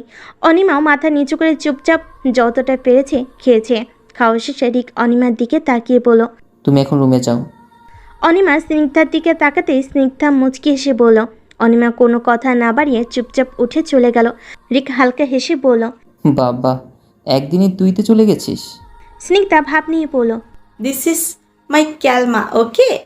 রিক বিরক্তিকর এক দৃষ্টি নিয়ে বলল, ওয়ে ড্রামা কুইন, ড্রামা ছাড় আর আমার কথা শোন। অনিমার ব্যবহারগুলোর ব্যাপারে সবটাই বলেছি তোকে। যদিও আমি আমার মতো চেক আপ করেছি, বাট মারাত্মক কোনো ফিজিক্যাল প্রবলেম আছে বলে মনে হয়নি। ব্যাপারটা সাইকোলজিক্যাল মনে হয়েছে আমার কাছে। যদিও আমার অনেক দিন যাবৎ প্র্যাকটিস নেই, তাই ভুল হতেই পারে আমার। তুই তো প্র্যাকটিসিং আছিস, তোর কি মনে হলো? স্নিগ্ধা হেসে বলল, প্যাকেটিস না থাকলেও ভুলে যাওয়ার ছেলে তুমি নাও, অ্যান্ড ইয়োর আর রাইট। আর প্রবলেমটা মেবি সাইকোলজি। আর আমার মনে হয় খুব তাড়াতাড়ি তোমার ওকে একজন সাইকিয়াট্রিস্টকে দেখানো উচিত। রিক টেবিলে 2 হাতের কুনুই রেখে মুখে হাত দিয়ে বলল, অ্যাজ সুন অ্যাজ পসিবলের কথা বলছি আমি। যা, তুই ওর কাছে যা। স্নিগ্ধা চলে গেল আর রিক ভাবতে শুরু করলো যে কি এমন কারণ হতে পারে অনিমার এরকম একটা প্রবলেম হওয়ার। কারণটি কি শুধু ও, নাকি অন্য আরও কিছু আছে? আর্টিয়ান নিজের লাগেজ গোছাচ্ছে, কারণ আজকে সকালে জানতে পেরে গেছে যে কোন এয়ারপোর্ট থেকে অনিমাকে নিয়ে গেছে। পরে ওখানে গিয়ে ওদের চাপ দিতেই ওরা জানিয়ে দিয়েছে সব। রিক অনিমাকে নিয়ে সুইডেন গেছে। ভাগ্যক্রমে যে কয়েকটা দেশের সিটিজেনশিপ আর্টিয়ানের পা আছে, তার মধ্যে সুইডেনও একটা, তাই ওর যেতে খুব বেশি দেরি লাগলো না। কালকে সকালেই ওর ফ্লাইট। সুইডেনের কোথায় আছে সেটা যদিও আর্টিয়ান এখনও জানে না, তবে ও ঠিক খুঁজে নেবে। যেভাবেই হোক ও ওর জান পাখিকে ঠিকই খুঁজে নেবে। এসব ভাবতে ভাবতে হঠাৎই ফোন বেজে উঠল আর্টিয়ানের। ফোনের স্ক্রিনের নাম্বারটা দেখে বাঁকা হাসলো আর্টিয়ান। তারপর ফোনটা রিসিভ করতে ওপাশ থেকে কেউ বলে উঠল, একজন রকস্টার হয়ে সামান্য একজন নেতাকে হুমকি চিঠি দেওয়া কি ঠিক জুনিয়র বাবু? আর্টিয়ান ইনোসেন্ট কণ্ঠে বলল, আমি কখন আপনাকে হুমকি চিঠি দিলাম মামা? আর্টিয়ানের মুখে মামা ডাক শুনে কবিশেখ চমকে গেলেন। ঘাম বেরোতে শুরু করলো ওনার। নাকের কাছে ঘামটা কোনো রকমে মুছে তোতলানো কণ্ঠে বলল, মানে? আর্টিয়ান এবার শব্দ করে হেসে দিল। হাসতে হাসতে বলল, আরে এত ভয় কেন পাচ্ছেন? দেখুন, রিক চৌধুরী আমার ভাইয়ের মতোই। তো আপনি যদি ওর মামা হন তাহলে আমিও তো মামা বলতেই পারি, তাই না মামা? তবে এই প্রথম কাউকে মামা ডাক শুনে এত ভয় পেতে দেখলাম। কবিশেখ কিছু বলছে না, ওনার মুখে ভয় পাশা বেঁধেছে। আর্টিয়ান নিজেকে বলল, কি যেন বলছিলেন? হুমকি চিঠি? হ্যাঁ, আমি আপনাকে কোনো হুমকি টুমকি দেইনি মামা, শুধু একটু সতর্ক করেছি। এই যে লোক, প্রফেশনাল কিলার এসব পাঠিয়ে আমার মতো এক সুইট লিটল ভোলা ভোলা ভাগ্নেকে মারতে চাইছেন। তাতে কোনো লাভ তো হচ্ছেই না, উল্টো আপনার পকেট ফাঁকা হচ্ছে। তাই বলছি এসব থামান। কবি শেখ দাঁতে দাঁত চেপে বলেন। খুব বেশি কনফিডেন্স তোমার। আদ্রিয়ান মুচকি হেসে বলল, কনফিডেন্স তো থাকা উচিত মামা, কিন্তু ওভার কনফিডেন্স না। এই ওভার কনফিডেন্সে কিন্তু কেউ কেউ ভাবে যে তার কুকৃতিগুলো সে সবার আড়াল করে যাবে, কাছের লোক হওয়ার নাম করে পিঠে ছুরি মারবে, আর কেউ টেরও পাইবে না, তাই না মামা? আদ্রিয়ানের কথায় কবি শেখ অনেকটাই ঘাবড়ে গেলেন, কাঁপতে শুরু করলেন উনি। আদ্রিয়ান হেসে বলল, এখন একটু বিজি আছি মামা, পরে কথা বলবো, বাই। বলেই ফোন রেখে দিল আদ্রিয়ান, আর ফোনের স্ক্রিনে তাকিয়ে হালকা হেসে বলল, ভয় পান, আরও ভয় পান। একবার অনেকে খোঁজে আনি, এরপর আপনাদের সবাইকে নিজেদের উপযুক্ত জায়গা দেখাবো আমি। আপনার পাপ তো ঘাড় ভর্তি হয়ে গিয়েছে, এবার আপনার সময় শেষ হয়ে আসছে। কাউন্টডাউন শুরু করে দিন মামা। আদ্রিয়ান সকালে ব্রেকফাস্ট করে বেরোনোর জন্য সব প্রস্তুতি নিচ্ছে। এমন সময় কেউ পেছন থেকে বলে উঠল। স্যার। ডাকটা শুনে চমকে উঠল আদ্রিয়ান। দ্রুত পেছনে ঘুরে দাঁড়িয়ে থাকা ব্যক্তিটিকে দেখে মুখে হালকা হাসি ফুটে উঠল ওর। বেশ খুশি হয়েই বলল, তুমি? অভ্র মুচকি হেসে বলল, কেন স্যার, আশা করেননি তাই না? আদ্রিয়ান অবাক হয়ে তাকিয়ে আছে, আর অভ্র অভিমানী কণ্ঠে বলল, এতটা পর করে দিলেন স্যার, এরকম একটা সময়ও আমাকে একটু ডাকার প্রয়োজন মনে করলেন না? আদ্রিয়ান একটু শ্বাস নিয়ে বলল, না, আসলে তুমি তোমার ফ্যামিলি মেম্বারদের কাছে ছিলে তাই ভেবেছিলাম। অভ্র আদ্রিয়ানের দিকে তাকিয়ে বলল, আপনি হয়তো আমাকে আপনার পিয়ে ছাড়া আর কিছু ভাবেন না, কিন্তু আমি আপনাকে আমার বড় ভাই ভাবি, তাই তো খবরটা কানে যেতেই চলে এলাম। আদ্রিয়ান নিচের ঠোঁট কামড়ে ধরে কোমরে হাত দিয়ে বলল, বেশি কথা শিখে গেছো আজকাল। তারপর আদ্রিয়ান হেসে অভ্রের দিকে হাত বাড়িয়ে দিল। অভ্রর সাথে সাথে এসে জড়িয়ে ধরল আদ্রিয়ানকে। কিছুক্ষণ পর আদ্রিয়ান অভ্রকে ছেড়ে দিয়ে বলল, কিন্তু আমি তো আজ সুইডেন যাচ্ছি, তুমি? আর কিছু বলার আগে অভ্র বলল, জানি তো, আমি সব ব্যবস্থা করে নিয়েছি স্যার, আমিও যাচ্ছি আপনার সাথে। আদ্রিয়ান অভ্রর কাঁধে হাত রেখে বলল, চালু আছিস খুব। অভ্র একটু ভাব নিয়ে বলল, সবই আপনার সাথে থাকার ফল। কিছুক্ষণ একে অপরের দিকে তাকিয়ে থেকে হেসে দিল দুজনে। এরপর আদ্রিয়ান, অভ্র আর আদিব রওনা দিল সুইডেনের উদ্দেশ্যে। আশিস দেশে থেকে গেল, কারণ আদ্রিয়ানের এখানে কিছু কাজকর্ম সামলানোর দায়িত্ব আদ্রিয়ান ওকে দিয়ে গেছে। অনিমা চুপচাপ জানালার কাছে বসে নীরবে চোখের জল ফেলছে। আদ্রিয়ানের কথা খুব বেশি মনে পড়ছে ওর, খুব বেশি মিস করছে ওকে। আদ্রিয়ানের শাসন, ভালোবাসা, খুনসুটি এসব কিছুই বারবার চোখের সামনে ভেসে উঠছে। ইচ্ছে করছে ছুটে চলে যেতে আদ্রিয়ানের কাছে, কিন্তু ওর কোনো উপায় নেই। ওর ইচ্ছে অনিচ্ছের ওপর কোনো কিছুর নির্ভর করছে না। এই মুহূর্তে ওর শব্দ করে কাঁদতে ইচ্ছে করছে, কিন্তু কোনো এক কারণে সেটা পারছে না। হঠাৎ কেউ ওর কাঁধে হাত রাখতেই অনিমা ঘুরে তাকিয়ে দেখল যে স্নিগ্ধা ওর পাশে এসে বসেছে। অনিমা স্নিগ্ধাকে জড়িয়ে ধরে ফুপিয়ে কেটে দিল। এই অল্প সময়েই বেশ ভালো বন্ডিং তৈরি হয়েছে ওদের দুজনের। স্নিগ্ধা অনিমার পিঠে হাত বুলিয়েই পড়ল, কিরে কাঁদছিস কেন? আমি জানি তোর এখানে থাকতে ভালো লাগছে না, আমি বলছি তোর সব কিছু ঠিক হয়ে যাবে, একটু ধৈর্য ধর। অনিমা কাঁদতে কাঁদতে বলল, আদ্রিয়ান। এটুকু বলেই আবার কেঁদে দিল ও। স্নিগ্ধা অবাক হয়ে গেল, কার নাম বলল অনিমা, আর তার কথা ভেবে কাঁদতেছেই বা কেন? অনিমাকে সোজা করে দিয়ে ওর দিকে তাকিয়ে বলল, কি আদ্রিয়ান, কি হয়েছে এক্স্যাক্টলি বলো তো? অনিমা প্রথমে কিছু না বলেও পরে স্নিগ্ধার জোড়াজড়িতে সব খুলে বলল। স্নিগ্ধা কিছু না বলে অনিমাকে জড়িয়ে ধরে বসে রইল আর মনে মনে ভাবতে লাগলো। অনিমার কান্না থেমে গেলেও শরীর কেঁপে কেঁপে উঠছে। স্নিগ্ধা ওকে সরিয়ে অনিমার চুলগুলো ঠিক করে দিতে দিতে বলল, এটা তুমি কি করেছো রিক্তা? আমি তো ভেবেছিলাম অনিমা তোমাকে ভালো না বাসলেও ওর মনে অন্য কেউ নেই, তাই আমি ভেবেছিলাম তোমাকে কোনোভাবে শুধরে নিয়ে অনিমাকে কনভিন্স করে নিব, কিন্তু যেখানে ও অন্য একজনকে এতটা ভালোবাসে সেখানে তুমি কি করে এটা করতে পারো? তোমাকে ভালো বেশেও নিজের করে পাইনি, কিন্তু আমি এই মেয়েটাকে ওর ভালোবাসার কাছে থেকে আলাদা হতে দেব না, আমি কিছুতেই না। অনিমা চোখ মুছে মুচকি হেসে মাথা নাড়ল। তারপর স্নিগ্ধা ওকে নিয়ে কিচেনে চলে গেল। স্নিগ্ধা এরকমই করে, বিভিন্ন কিছুর মাধ্যমে ব্যস্ত রাখে অনিমাকে। কখনো ওকে নিয়ে রান্না করে, কখনো কিছু একটা খেলে, কখনো অনলাইনে বিভিন্ন ভিডিও দেখে।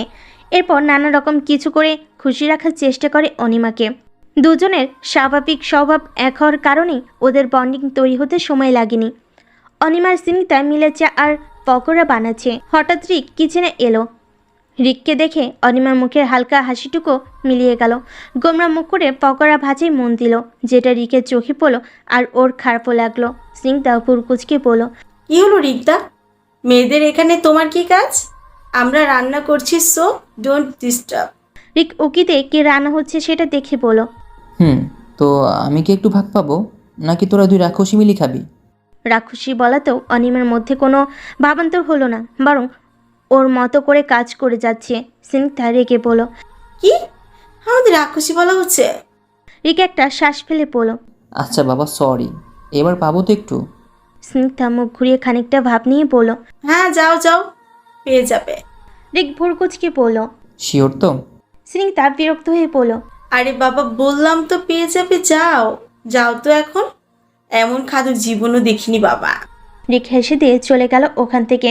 স্নিগ্ধা কিছু একটা ভেবে অনিমার দিকে তাকিয়ে একটা হাসি দিয়ে বলল, তুই দেখতে থাক, আমি একটু আসছি। বলে কিচেন থেকে বেরিয়ে গিয়ে সোজা রিকের কাছে গিয়ে স্নিগ্ধা বলল, রিক্তা? রিক সোফায় বসে স্নিগ্ধার দিকে তাকিয়ে বলল। কিছু বলবি? স্নিগ্ধা রিকের পাশে বসে বলল, সাইকিয়াট্রিস্টের সাথে কথা বলেছ? রিক একটা শ্বাস ফেলে বলল, এখানকার বেস্ট চিনি তিনি এখন নেই, কদিন পর আসবেন, তখনই দেখাবো ওকে। ওকে? স্নিগ্ধা আর কিছু না বলে উঠে চলে গেল অনিমার কাছে। কে আর বলবে এখন নতুন করে? এখন শুধু ডক্টর আসার অপেক্ষা। আরও একটা কাজও করা বাকি আছে ওর, সেটাও খুব গুরুত্বপূর্ণ। এদিকে কিছুক্ষণ আগে সুইডেনে ল্যান্ড করলো আদ্রিয়ানরা। এখন আপাতত এখানে আদ্রিয়ানের পরিচিত একজনের একটা বিল্ডিং আছে। সেই বিল্ডিংয়েরই একটা অ্যাপার্টমেন্টে উঠেছে ওরা। আজকে দিনটা বেরোবে না ওরা আর। আজ আগে রুমে বসে রিক কোথায় থাকতে পারে এরকম জায়গাগুলোকে মার্ক করবে আদ্রিয়ান। আদিপ অভ্র সোফায় বসে কফি খাচ্ছে। অভ্র ল্যাপটপে কাজ করছে। আদ্রিয়ান কফির মগে চুমুক দিতে দিতে বলল, রেয়ার যেসব জায়গাগুলো মানুষ যেখানে কম থাকে সেই সব জায়গাগুলোতেই ওদের থাকার চান্স বেশি। অভ্র থুতনিতে হাত রেখে বলল, এই দেশে এরকম জায়গা মানে হলো আইসল্যান্ড। এরকম জায়গা আইসল্যান্ডেই আছে। আদিপ ওদের দুজনের দিকে তাকিয়ে বলল, তাহলে তো খুঁজে পাওয়াটা সহজ হবে। আদ্রিয়ান মগটা সাইডে রেখে বলল, এটা সুইডেন আদিপ, এখানে দ্বীপের অভাব নেই। অভ্র আদ্রিয়ানের কথায় সম্মতি জানিয়ে বলল, এক্স্যাক্টলি, সবগুলো খুঁজতে অনেকটা সময় লাগবে। আদ্রিয়ান সোফে হেলান দিয়ে বলল, দ্বীপগুলোতে যাওয়ার জন্য জাহাজ আর এয়ারলাইনগুলোতে খোঁজ নিলেই পাওয়াটা সহজ হয়ে যাবে। ওরাও আদ্রিয়ানের কথা অনুযায়ী নিজেদের কাজে লেগে পড়ল। আর আদ্রিয়ান একটা দীর্ঘশ্বাস ফেলে কফির মগে চুমুক দিল। যা করার খুব তাড়াতাড়ি করতে হবে ওকে। আর 2টা দিন পার হয়ে গেল। এর মধ্যে রিক অনিমার সাথে কোনো রকম খারাপ ব্যবহার করেনি। আর স্নিগ্ধার সাথে অনিমার সম্পর্কটাও অনেক বেশি ভালো হয়ে গেছে। কিন্তু হঠাৎ করেই মুড চেঞ্জ হয়ে যাওয়ার সমস্যাটা এখনও অনিমার মধ্যে আছে। রিক ওর রুমে বসে এক মনে ভেবে চলেছে যে স্নিগ্ধা আসার পর অনিমার মধ্যে পরিবর্তনগুলো খুব বেশি না হলেও এখানে মাঝে মাঝে হালকা হাসি ফোটে ওর মুখে। একটু হলেও ও ভালো থাকে। আচ্ছা, সত্যি কি তাহলে ওই ভুল? ও নিজেই ইচ্ছাকৃতভাবে অনিমার জীবন থেকে ওর খুব খুশি কেড়ে নিচ্ছে? তবে যাই হোক, ও মনে মনে ঠিক করে নিয়েছে যে অনিমার সাথে কোনো খারাপ ব্যবহার ও আর করবে না। এসব চিন্তা করতে করতেই ওর ফোন বেজে উঠল। স্ক্রিনে একবার তাকিয়ে ফোনটা রিসিভ করে বলো, হ্যাঁ মা বলো। কবি শেখ রাগী কণ্ঠে বললেন, কি আর বলবো, আমার কোনো কথা শোনো তুমি, নাকি শোনার প্রয়োজন মনে করো? রিক ভুরকুচকে বলো, কী সব বলছো মামা? কবি শেখ ঝাঁঝালো কণ্ঠে বলেন, ভুলটা কি বলেছি? তোমাকে বললাম কতবার যে সিনহকে ওইখানে নিয়ে যেও না, কিন্তু না, তুমি তো ওই মেয়ের প্রেমে অন্ধ হয়ে গেছো, তাই না? তাই ওর ভালোর জন্য আমার বারণ সত্ত্বেও সিনাগ্ধকে নিয়ে গেলে। রিক বিরক্ত হয়ে বলল, হয়েছে কি বলবে? কবি শেখ হতাশার একটা নিঃশ্বাস ফেলে বলল, ওই সিনাগ্ধ আদ্রিয়ানকে জানিয়ে দিয়েছে যে তোমরা কোনো আইসল্যান্ডের কোথায় আছো। রিক অবাকের চরমসীমায় পৌঁছে বলল, হোয়াট? কবি শেখ বিরক্তি ঝেড়ে বললেন, এখন আর হোয়াট বলে কি হবে, যা করার তো করেই ফেলছো। বরাবর বলেছিলাম যে ওই মেয়ের প্রেমে এত গদগদ হয়ে যেও না। এবার দেখো তো আমার কথা না শুনে কি হলো। এখন পারলে আদ্রিয়ানে আসার আগে আনিমাকে এইখান থেকে সরাও। এবার অন্তত বুঝতো তোমার খারাপের জন্য বলি না কিচ্ছু, তাই পারলে আমার কথাটা শোনো। রিক রাগী স্থির কণ্ঠে বলল, রাখছি। মানুষ ছোটবেলা থেকে যেরকম পরিবেশ আর পরিস্থিতিতে বেড়ে ওঠে স্বভাবত সে সেরকমই তৈরি হয়। সাইকোলজি সেটাই বলে। আর কিছু ক্ষেত্রে ছোটবেলা থেকেই কিছু মানুষের দ্বারা প্রভাবিত হয় স্বভাব থেকে যায় অনেকের। যেমন কারোর কাছে নিজের মায়ের কথাই চিরন্তন সত্য মনে হয়, আবার বাবার উপদেশই সবচেয়ে সঠিক মনে হয়। নিজে থেকে একবার বিবেচনা করার ইচ্ছেটাই জাগে না। রিকের ক্ষেত্রেও ব্যাপারটা সেরকমই হয়েছে। ছোটবেলা থেকেই ওর মামার দ্বারা একটু বেশি প্রভাবিত ও, যা চাইলেও হুট করে ছাড়া সম্ভব না। রিক হনহন পায়ে অনিমার রুমে গিয়ে দেখে যে স্নিগ্ধা অনিমার সাথে বসে কথা বলছে। রিক সোজা গিয়ে স্নিগ্ধার হাত ধরে দাঁড় করিয়ে বলল, তুই আদ্রিয়ানকে জানিয়েছিস আমরা কোথায় আছি? স্নিগ্ধা অবাক হয়ে তাকালো রিকের দিকে। ও বুঝতে পেরে গেছে যে রিক সব জেনে গেছে আর এখন মিথ্যা বলে কোনো লাভ নেই, তাই কাপা কণ্ঠে বলল, হ্যাঁ বলেছে। রিক স্নিগ্ধার গালে জোরে একটা থাপ্পড় মেরে দিল। অনিমা চমকে গেল পুরো। স্নিগ্ধা গালে হাত দিয়ে মাথা নিচু করে দাঁড়িয়ে আছে। রিক দাঁতে দাঁত চেপে বলল, তোকে বিশ্বাস করাটা আমার ভুল ছিল। এত বড় সাহস তোর! যাই হোক। বলে অনিমার কাছে যেতে অনিমা পিছিয়ে গেল। রিক ওর কাছে গিয়ে হাত ধরে পড়ল। চল এখান থেকে। অনিমা শক্ত হয়ে কাঁদো কাঁদো গলেই পড়ল। আমি কোথাও যাব না। রিক রাগে গজগজ করতে করতে বলল, দেখো, এই মুহূর্তে মেজাজ খুব খারাপ আছে আমার, তাই আমাকে রাগিও না, তোমার জন্য খুবই খারাপ হবে। চলো।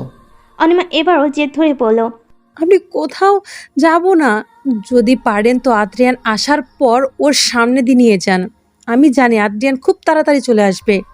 রিকের রাগ এবার সীমা পার হয়ে গেল। রাগে অনিমার হাত মুছে ধরে কাছে এনে চেঁচিয়ে বলল, আদ্রিয়ান আদ্রিয়ান আদ্রিয়ান, সারাক্ষণ শুধু ওর নাম জপতে থাকো তাই না? হ্যাঁ, কেন বলো তো, কেন? অনিমা কাঁদতে কাঁদতে বলল, হ্যাঁ, আর মৃত্যুর আগ পর্যন্ত জপে যাব, কারণ আমি ওকে ভালোবাসি, খুব ভালোবাসি। রিক অনিমার ভালোবাসির কথায় আরও রেগে গেল। ও ধাক্কা দিয়ে অনিমাকে ফেলে দিয়ে নিজের বেল্ট হাতে নিতে স্নিগ্ধা চেঁচিয়ে বলল, না রিক্তা, একদম না।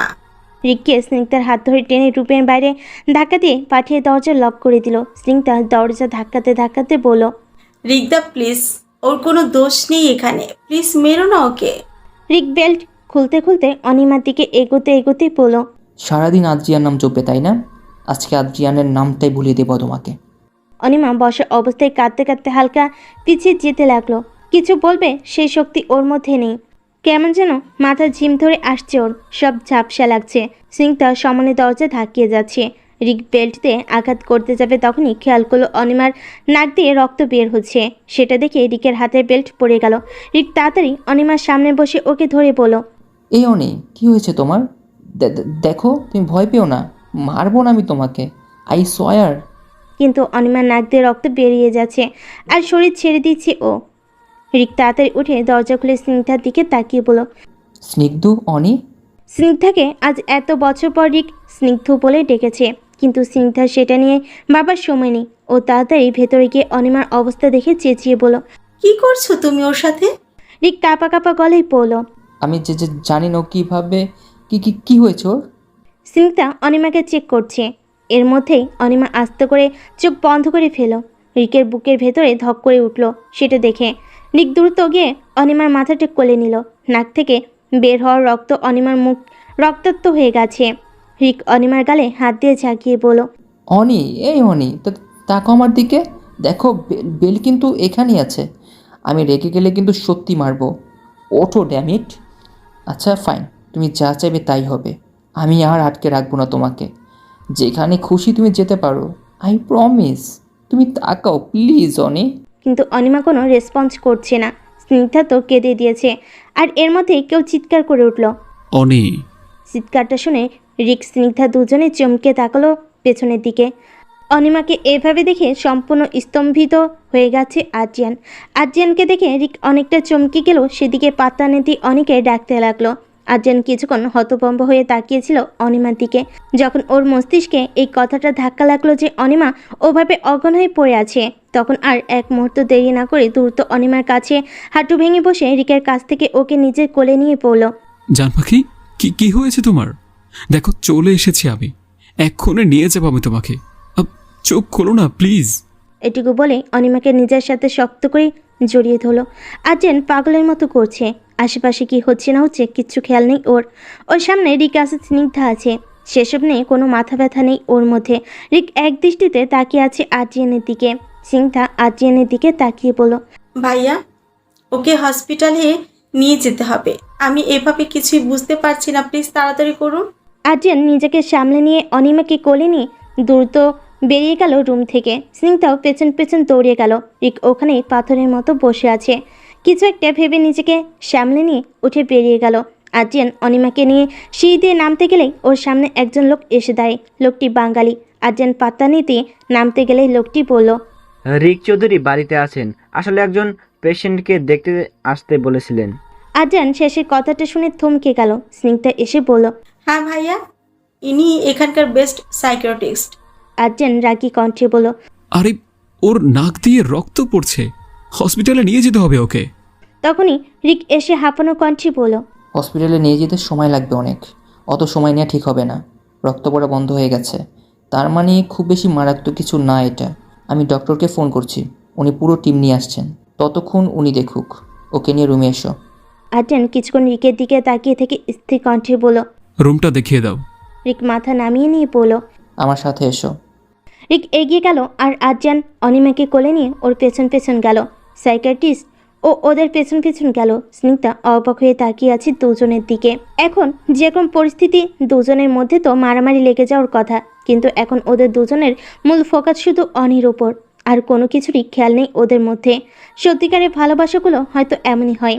এসব ভেবে মুচকি হাসলো স্নিগ্ধা। তারপর ও ওদের কাছে গেল। ডক্টর অনিমাকে চেক আপ করছে, ওর হাতে স্যালাইন লাগানো। আদ্রিয়ান অনিমার পাশে ওর হাত ধরে বসে আছে। রিক পায়ের দিকটাই মুখ হাত দিয়ে চেপে ধরে বসে আছে। চাইলেই ও আর স্নিগ্ধাই চেক আপ করতে পারতো, বাট কোনো মেশিন ছাড়া শুধু হাতের সাহায্যে সম্ভব ছিল না সেটা। আর স্নিগ্ধা ওপর পাশের কর্নারে বসে ডক্টরকে হেল্প করছে চেক আপ করতে। আদিপ আর অভ্রও চলে এসেছে। ওরা এতক্ষণ বাইরেটাই সামাল দিচ্ছিল। প্রায় আধা ঘন্টা চেক আপ করার পর ডক্টর উঠে দাঁড়াতে আদ্রিয়ান আর রিক দুজনেই একসাথে দাঁড়িয়ে বলে উঠল, এনিথিং সিরিয়াস ডক্টর? ডক্টর অবাক হয়ে দুজনের দিকে তাকালো। তারপর একটা শ্বাস নিয়ে বলল, no, but it could be is she has any mental pressure to mass. Snigdha বলে উঠল, yes doctor, she's, but what's the matter? Doctor ওদের দিকে তাকিয়ে বললেন, Actually, somehow she had no mass pressure in her brain, and that's why she had a small hits on her nerve and started bleeding. But now everything is fine, don't worry. ওরা সবাই একটা স্বস্তির নিঃশ্বাস পেল। Doctor ওদের বিদায় দিয়ে চলে গেল। এরপর সেই বাঙালি সাইকিয়াট্রিস্ট ওদের উদ্দেশ্যে বললেন, মিস্টার চৌধুরীর কাছে যতটুকু শুনছি তাতে এতটুকু বুঝতে পেরেছি যে উনি কোনো কারণে প্রচুরভাবে ট্রমাটাইজ, আর উনি হাই পাওয়ারের ওষুধও নিতেন হয়তো। ইউজুয়ালি সেই ওষুধ দেওয়া বন্ধ হয়ে গেলেই হঠাৎ এরকম প্রবলেম বেশি হয়। আর্জুন একটা শ্বাস ফেলে বলল, ইয়েস ডক্টর, ওষুধ নিত, আর কিছুদিন যাবৎ সেটা নেওয়া বন্ধ করে দিয়েছে। বলেই কঠোর দৃষ্টিতে রিকের দিকে তাকালো। রিক বেশ অবাক হয়ে বলল, ওষুধ নিত মানে? কি হয়েছিল ওর? ডক্টর বললেন, হ্যাঁ, আমাকে প্লিজ শুরু থেকে সব বলুন, নইলে আমি কিছু বলতে পারছি না। আদ্রিয়ান কিছুক্ষণ চুপ থেকে তারপর শুরু থেকে সবটাই খুলে বলল ডক্টরকে। সবটা শুনে রিক পুরো হতভম্ব হয়ে গেল। বেড ধরে বসে পড়ল ও।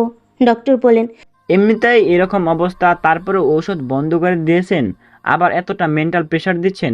আপনাদের ভাগ্য ভালো মেয়েটা এখনো পাগল হয়ে যায়নি। যাই হোক, ওষুধগুলো কন্টিনিউ করুন আর একটু খেয়াল রাখুন, তাতেই হবে। বলে উনিও চলে গেলেন। রিক নিজের মাথায় চেপে ধরে ভাবতে শুরু করলো যে ও কি করেছে, যেখানে আগে থেকে মেয়েটার লাইফ এতটা কমপ্লিকেটেড হয়ে আছে, সেখানে ও গিয়ে সেই জীবনটাকে আরও কমপ্লিকেটেড করে দিয়েছে। বারবার অনিমার গায়ে হাত তোলা, ওকে কষ্ট দেওয়া সব চোখে ভেসে উঠছে। হঠাৎ অর্ক অনির সাথে এরকম কিছু করেছে মনে পড়তেই ওর রগ ফুটে উঠল। উঠে দাঁড়িয়ে দাঁতের দাঁত চেপে বলল, আজ ওর শেষ দিন। বলে বেরোতে নিলেই আর্জেন ওর হাত ধরে আটকে ওকে নিচের দিকে ঘুরিয়ে বুকে জোরে একটা ধাক্কা মেরে বলল, ওকে শাস্তি দেবে তুমি? হ্যাঁ, আর তোমাকে কে শাস্তি দেবে? ওদের চেয়ে কোনো অংশে কম ছিল তুমি? হ্যাঁ বলো, ভালোবাসার নাম করে ওর উপর কি ধরনের অত্যাচার করতে সেটা নিশ্চয়ই ভুলে যাওনি, তাই না? ওর এই অবস্থার জন্য যে সকল মানুষ দায়ী তার মধ্যে তুমি অন্যতম। আর এখন নাটক করছো, নাটক, হ্যাঁ? রিক কিছু না বলে দেওয়াল ঘেঁষে বসে পড়ল ওখানে। আদ্রিয়ান পেছন থেকে গানটা বের করে বলল, ওর কপালে দাগ দেখেই বোঝা যাচ্ছে যে এখানে এনেও ওর গায়ে হাত তুলেছ। আজ তো আমি... আদ্রিয়ান শুট করতে গেলে স্নিগ্ধা এসে আটকে দিয়ে বলল, প্লিজ ভাইয়া এখন এসব কিছু করো না, অনি অসুস্থ, প্লিজ। আদ্রিয়ান অনেক কষ্টে নিজেকে সামনে নিয়ে গানটা পকেটে ভরে নিল। আর রিক এক দৃষ্টিতে নিচের দিকে তাকিয়ে আছে। আজ ওর নিজেকেই নিজের কাছে সবচেয়ে বেশি নিকৃষ্ট মানুষ মনে হচ্ছে। আদ্রিয়ান অনিমার কাছে গিয়ে বসলো। রিক উঠে সোজা ওর রুমে চলে গেল। স্নিগ্ধাও রিকের পেছন পেছন গেল। স্নিগ্ধা রিকের রুমে গিয়ে দেখে রিক ফুলরে বসে খাটের সাথে হেলান দিয়ে এক দৃষ্টিতে অনিমার ছবির দিকে তাকিয়ে আছে। বিয়ারের বোতলটা খুলে চুমুক দিতে যাবে, তখনই স্নিগ্ধা এসে হাত ধরে আটকে দিল। রিক স্নিগ্ধার দিকে তাকিয়ে পড়ল। যা এখান থেকে এখন। স্নিগ্ধা একটা নিঃশ্বাস ফেলে বলল, এখন এত কষ্ট পেয়ে কি হবে বলো তো? আমি তোমাকে আগেও বলেছিলাম নিজের রাগের উপর নিয়ন্ত্রণ রাখতে শেখো, কিন্তু তুমি তো কোনো দিনই সেটা পারলে না। রিক কিছু না বলে এক দৃষ্টিতে সামনের দিকে তাকিয়ে আছে। স্নিগ্ধা আবার বলল, তুমি বলতে না যে অনিমা কেন এত আদ্রিয়ান আদ্রিয়ান করে? ওনার মধ্যে এমন কি আছে যেটা তোমার মধ্যে নেই? জানো কি পার্থক্য তোমাদের? অনিমা যখন তোমাকে অ্যাভয়েড করতো বা কথা শুনতো বা কথা শুনতো না, তুমি ওর গায়ে হাত তুলে জোর করে ওকে নিজের কাছে রেখে কথা শুনতে বাধ্য করতে। অথচ তোমার ভয়ে ও আদ্রিয়ান ভাইয়াকে অ্যাভয়েড করেছিল, কথা শুনেছিল না। তখনও কিন্তু আদ্রিয়ান ভাইয়া জোর করে ওকে দিয়ে নিজের কথা শুনিয়েছে, কিন্তু মারধর করে নয়, নিজের ভালোবাসা দিয়ে। ভালোবেসেই জোর খাটাতো অনিমার উপর। ওনার কাছে সবচেয়ে বেশি ইম্পর্টেন্স ভালোবাসার মানুষের ভালো থাকা, আর তোমার কাছে সবচেয়ে বেশি ইম্পর্টেন্স ওকে নিজের করে রেখে দেওয়া। এটাই পার্থক্য তোমাদের মধ্যে। রিক কিছু না ভেবে স্নিগ্ধাকে জড়িয়ে ধরল। স্নিগ্ধা তো পুরো শকড হয়ে আছে। কিছুক্ষণ পর ও বুঝতে পারল যে রিক কাঁদছে। স্নিগ্ধা আরেকবার অবাক হলো। রিক এমনই একজন যে সহজে সবার সামনে নিজেকে দুর্বল দেখাতে চায় না। স্নিগ্ধাও এই প্রথম রিককে কাঁদতে দেখছে। ও কি করবে, কিভাবে রিককে সামলাবে কিছু জানে না ও। শুধু কাঁপা কাঁপা হাতে রিকের পিঠে হাত রাখলো। আশিস নানাভাবে নিজেকে ব্যস্ত রাখছে। আদ্রিয়ানের না থাকায় ওর উপর চাপটা খুব বেশি, তার জন্যই নিজেকে ব্যস্ত রাখতে পারছে ও। তবে কিছুতেই মনকে স্থির করতে পারছে না। অরুমিতার উপরেই মাইন্ড পুরো সেট হয়ে আছে ওর। অরুমিতার বোকামো, ইনোসেন্ট ফেস, বাচ্চামো সব কিছুই বারবার মনে পড়ছে ওর। আর তার চেয়েও বেশি মনে পড়ছে শেষে অরুমিতার বলা কথাগুলো। বুকের ভেতরে হঠাৎ করে এক অসহ্য যন্ত্রণা হয় ওর। কিন্তু এরকম কেন হচ্ছে? এমন তো হওয়ার কথা ছিল না। আর এইদিকে অরুমিতা বাইরে দিয়ে স্ট্রং থাকলেও ভেতর ভেতর প্রতিনিয়ত কুমড়ো মরে। যত হোক, প্রথম ভালোবাসা ছিল আশিস ওর। তবে ও ঠিক করে নিয়েছে ওর যত কষ্টই হোক আশিসকে কোনো দিন ক্ষমা করবে না ও, কোনো দিনও না। অনিমা আস্তে আস্তে চোখ খুলে তাকালো। নাকের ভেতর জ্বালা করছে, মাথাটাও ব্যথা করছে। ভালোভাবে চোখ খুলে তাকিয়ে দেখতে পেল আদ্রিয়ান ওর হাত ধরে বসে আছে। অনিমা অবাক হয়ে গেল। ওর মনে হচ্ছে ও স্বপ্ন দেখছে। উঠে বসার চেষ্টা করতে আদ্রিয়ান ওকে ধরে উঠিয়ে বসালো। অনিমা এখনও অবাক হয়ে তাকিয়ে আছে আদ্রিয়ানের দিকে। আদ্রিয়ান মুচকি হেসে ভুরু নাচিয়ে বলল, কি ব্যাপার ম্যাডাম, আমাকে দেখতে কি ভূতের মতো লাগছে যেভাবে তাকিয়ে আছো? এটা শোনার পর আস্তে আস্তে অনিমা বুঝতে পারল যে স্বপ্ন দেখছে না, সত্যি আদ্রিয়ান ওর সামনে আছে। অনিমা চলো চলো চোখে আস্তে আস্তে অনিমার গালে হাত রাখলো। আদ্রিয়ান অনিমার হাতটা ধরে তাদের ছোট্ট করে একটা কিস করলো। অনিমা হুট করে আদ্রিয়ানকে জড়িয়ে ধরে ফুপিয়ে কেঁদে দিল। আদিপ আর অভ্র একে অপরের দিকে তাকিয়ে মুচকি এসে রুম থেকে বেরিয়ে গেল। অনিমা কেঁদে যাচ্ছে এক নাগারে। আদ্রিয়ান অনিমাকে শক্ত করে নিজের সাথে জড়িয়ে ধরে বলল, জান পাখি, প্লিজ স্টপ ক্রাই। তুমি জানো আমার এটা সহ্য হয় না, তবুও তুমি কাঁদবে? অনিমার কান্না থামার বদলে আরও বেড়ে গেল। আদ্রিয়ান অনিমার মাথায় হাত বুলিয়ে বলল, আচ্ছা এখন তো আমি এসে গেছি তাই না, তবু এভাবে কাঁদবে? আমার কষ্ট হচ্ছে তো। অনিমা ভাঙা গলায় বলল, প্লিজ আপনি আমাকে ছেড়ে কোথাও যাবেন না, প্লিজ। আদ্রিয়ান মুচকি হেসে বলল, তোমাকে ছাড়ার জন্য কি কষ্ট করে এত দূর এসেছি নাকি? বাচ্চাটা ছাড়তে পারলেও তোমাকে ছাড়তে পারবো না জান পাখি। ওদের দুজনকে দরজায় দাঁড়িয়ে এক দৃষ্টিকে দেখছে রিক। তবে ওর আজ একটুও রাগ হচ্ছে না, তবে কষ্ট হচ্ছে, এক অদ্ভুত কষ্ট হচ্ছে। ভেতরটা জ্বলে যাচ্ছে ওর। রিকের কাঁধে কেউ হাত রাখতেই রিক ঘুরে দাঁড়িয়ে দেখলো স্নিগ্ধা। স্নিগ্ধা বলল, কি ভাবছ? রিক অনিমা আর আদ্রিয়ানের দিকে তাকিয়ে বলল, ওদেরকে দেখছি সত্যি খুব ভালোবাসে একে অপরকে। আমি এতদিন ওদের লাভ স্টোরির ভিলেন হয়েছিলাম, তবে আর রব না। আজ থেকে ওদের জীবনের কোনো বাধা হয়ে থাকবো না আমি। ওরা যেভাবে থাকতে চায় সেভাবেই থাকুক। স্নিগ্ধা অবাক হলো রিকের কথায়। অবাক হয়েই বলল, ভেবে বলছো তো? রিক মুচকি হেসে চোখের কোণে হালকা জলটা মুছে নিয়ে বলল, প্রথমবার মন থেকে কোনো সিদ্ধান্ত নিয়েছি, ভুল করব না। আজ যখন অনির ওরকম অবস্থা হলো, ঠিক তখনই বুঝতে পেরেছি ভালোবাসার মানুষটার ভালো থাকাই সবচেয়ে বেশি ইম্পর্ট্যান্ট, আর কিছুই না। ও আদ্রিয়ানের সাথে ভালো থাকবে, এটাই বড় কথা। আমি না হয় ওয়ান সাইডার লাভার হয়ে জীবনটা কাটিয়ে দেব। এত বছর ধরে ভালোবেসেছি ঠিকই, কিন্তু ভালোবাসার আসল মানেটা আজকে বুঝতে পারছি। আর আমিও চাই ও ভালো থাকুক। ও ভালো আছে এটুকু জেনেই নিজে ভালো থাকার চেষ্টা করব। কি করব, সব কিছু তো সবার ভাগ্যে থাকে না। আর আমি তো নিজের দোষী নিজের ভাগ্যকে হারিয়ে ফেলেছি। স্নিগ্ধা অবাক হয়ে তাকিয়ে আছে রিকের দিকে।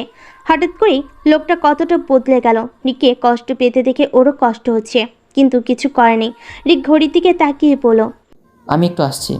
আদি বা রব্র নিচে বসে আছে। বলে রিক চলে গেল। স্নিগ্ধা ওর যাওয়ার দিকে তাকিয়ে একটা দীর্ঘশ্বাস ফেলো।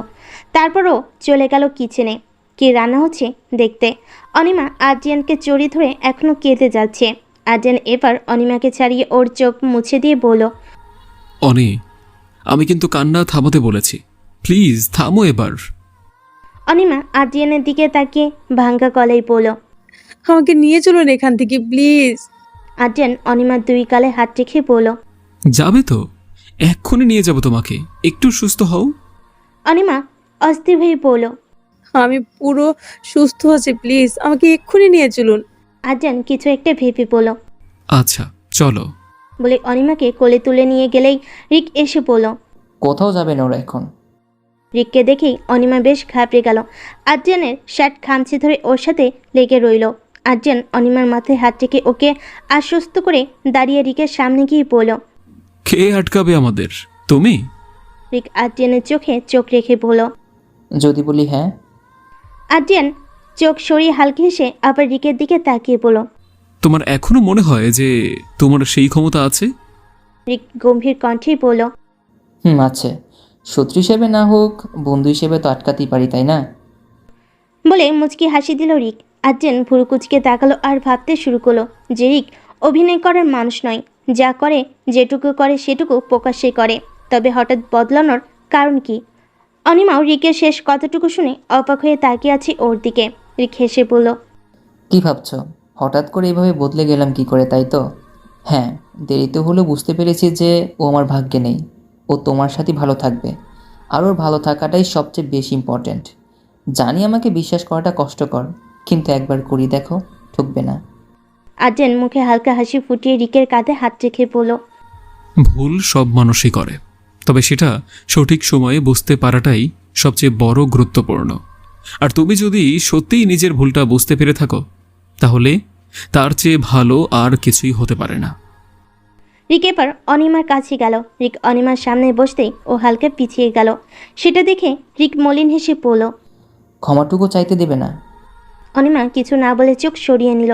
রিকের অনিমাকে মুখ সরিয়ে নেওয়াটা বুকে গিয়ে লাগলো, কিন্তু এই ভেবে নিজেকে সান্ত্বনা দিল যে এটা ওর পাওনাই ছিল। রিক এবার সোজা বেড থেকে নেমে অনিমার সামনের ফ্লোরে বসে হাত জোর করেই বলল, আমি জানি আমি সবচেয়ে বেশি অন্যায় তোমার সাথে করেছি। যেই মুহূর্তে আমি তোমার লাইফে এসেছিলাম, আমি চাইলেই পারতাম তোমার জীবনটাকে সুন্দর করতে, কিন্তু আমি জানার চেষ্টাই করিনি যে তোমার লাইফে কোনো প্রবলেম আছে কি না। যখন তোমার মামার মামি করা টাকা পেয়ে তোমাকে আমায় দিতে রাজি হয়ে গেছিল, আমার সেই মুহূর্তে বোঝা উচিত ছিল যে তোমার সাথে ওখানে কি কি হয়, কিন্তু আমি সেটার বোঝার চেষ্টাও করিনি। জানি আমি যেটা করেছি তার ক্ষমা হয় না, কিন্তু যতক্ষণ তুমি আমাকে ক্ষমা না করবে আমি শান্তি পাবো না। অনেক আমাকে ক্ষমা করো। আমাকে ক্ষমা করা তো সহজ নয়, আই অ্যাগ্রি, কিন্তু প্লিজ কষ্ট করে হলেও আমাকে ক্ষমা করে দাও। I am really very very sorry everything. Please Ani, please. রিকের চোখ হালকা ছলছল করছে।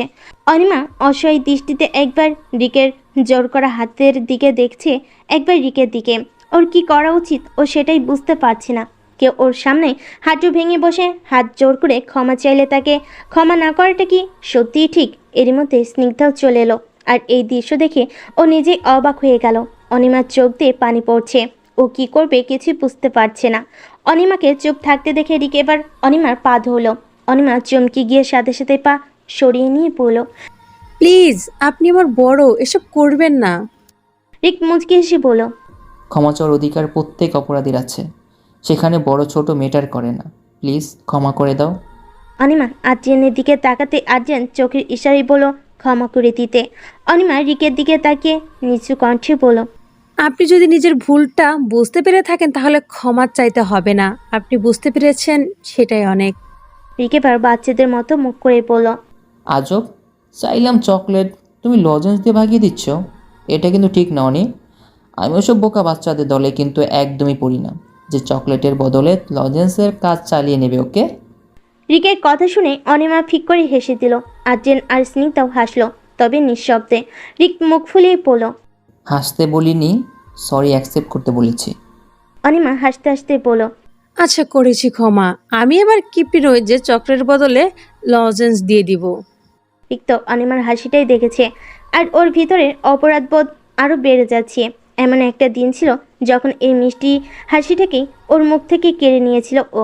তবে এটুকু ভেবে ভালো লাগছে যে প্রথমবার হলেও অনিমার হাসির কারণ হতে পেরেছে ও। রিক নিজেকে সামলে নিয়ে অনিমাকে বলল, গার্লফ্রেন্ড তো হলে না, সেটা কোনো ব্যাপারই না, বাট ফ্রেন্ড তো হতেই পারো, তাই না? অনিমা প্রায় অবাক হয়েই তাকিয়ে আছে রিকের দিকে। রিকের এক একটা আচরণে আজ অবাকের উপর অবাক হচ্ছে অনিমা। তবে স্নিগ্ধা একটু অবাক হচ্ছে না, কারণ রিকের এই রূপ ও আগেও দেখেছে। মাঝখানে কয়েক বছরের জন্য ও হারিয়ে ফেলেছিল ওর ওই রিকদাকে, কিন্তু আজ আবার সেই রূপ দেখতে পাচ্ছে। আর আজ যেন অবাক হয়নি, কারণ ও জানতো যে এটা একদিন হওয়ারই ছিল।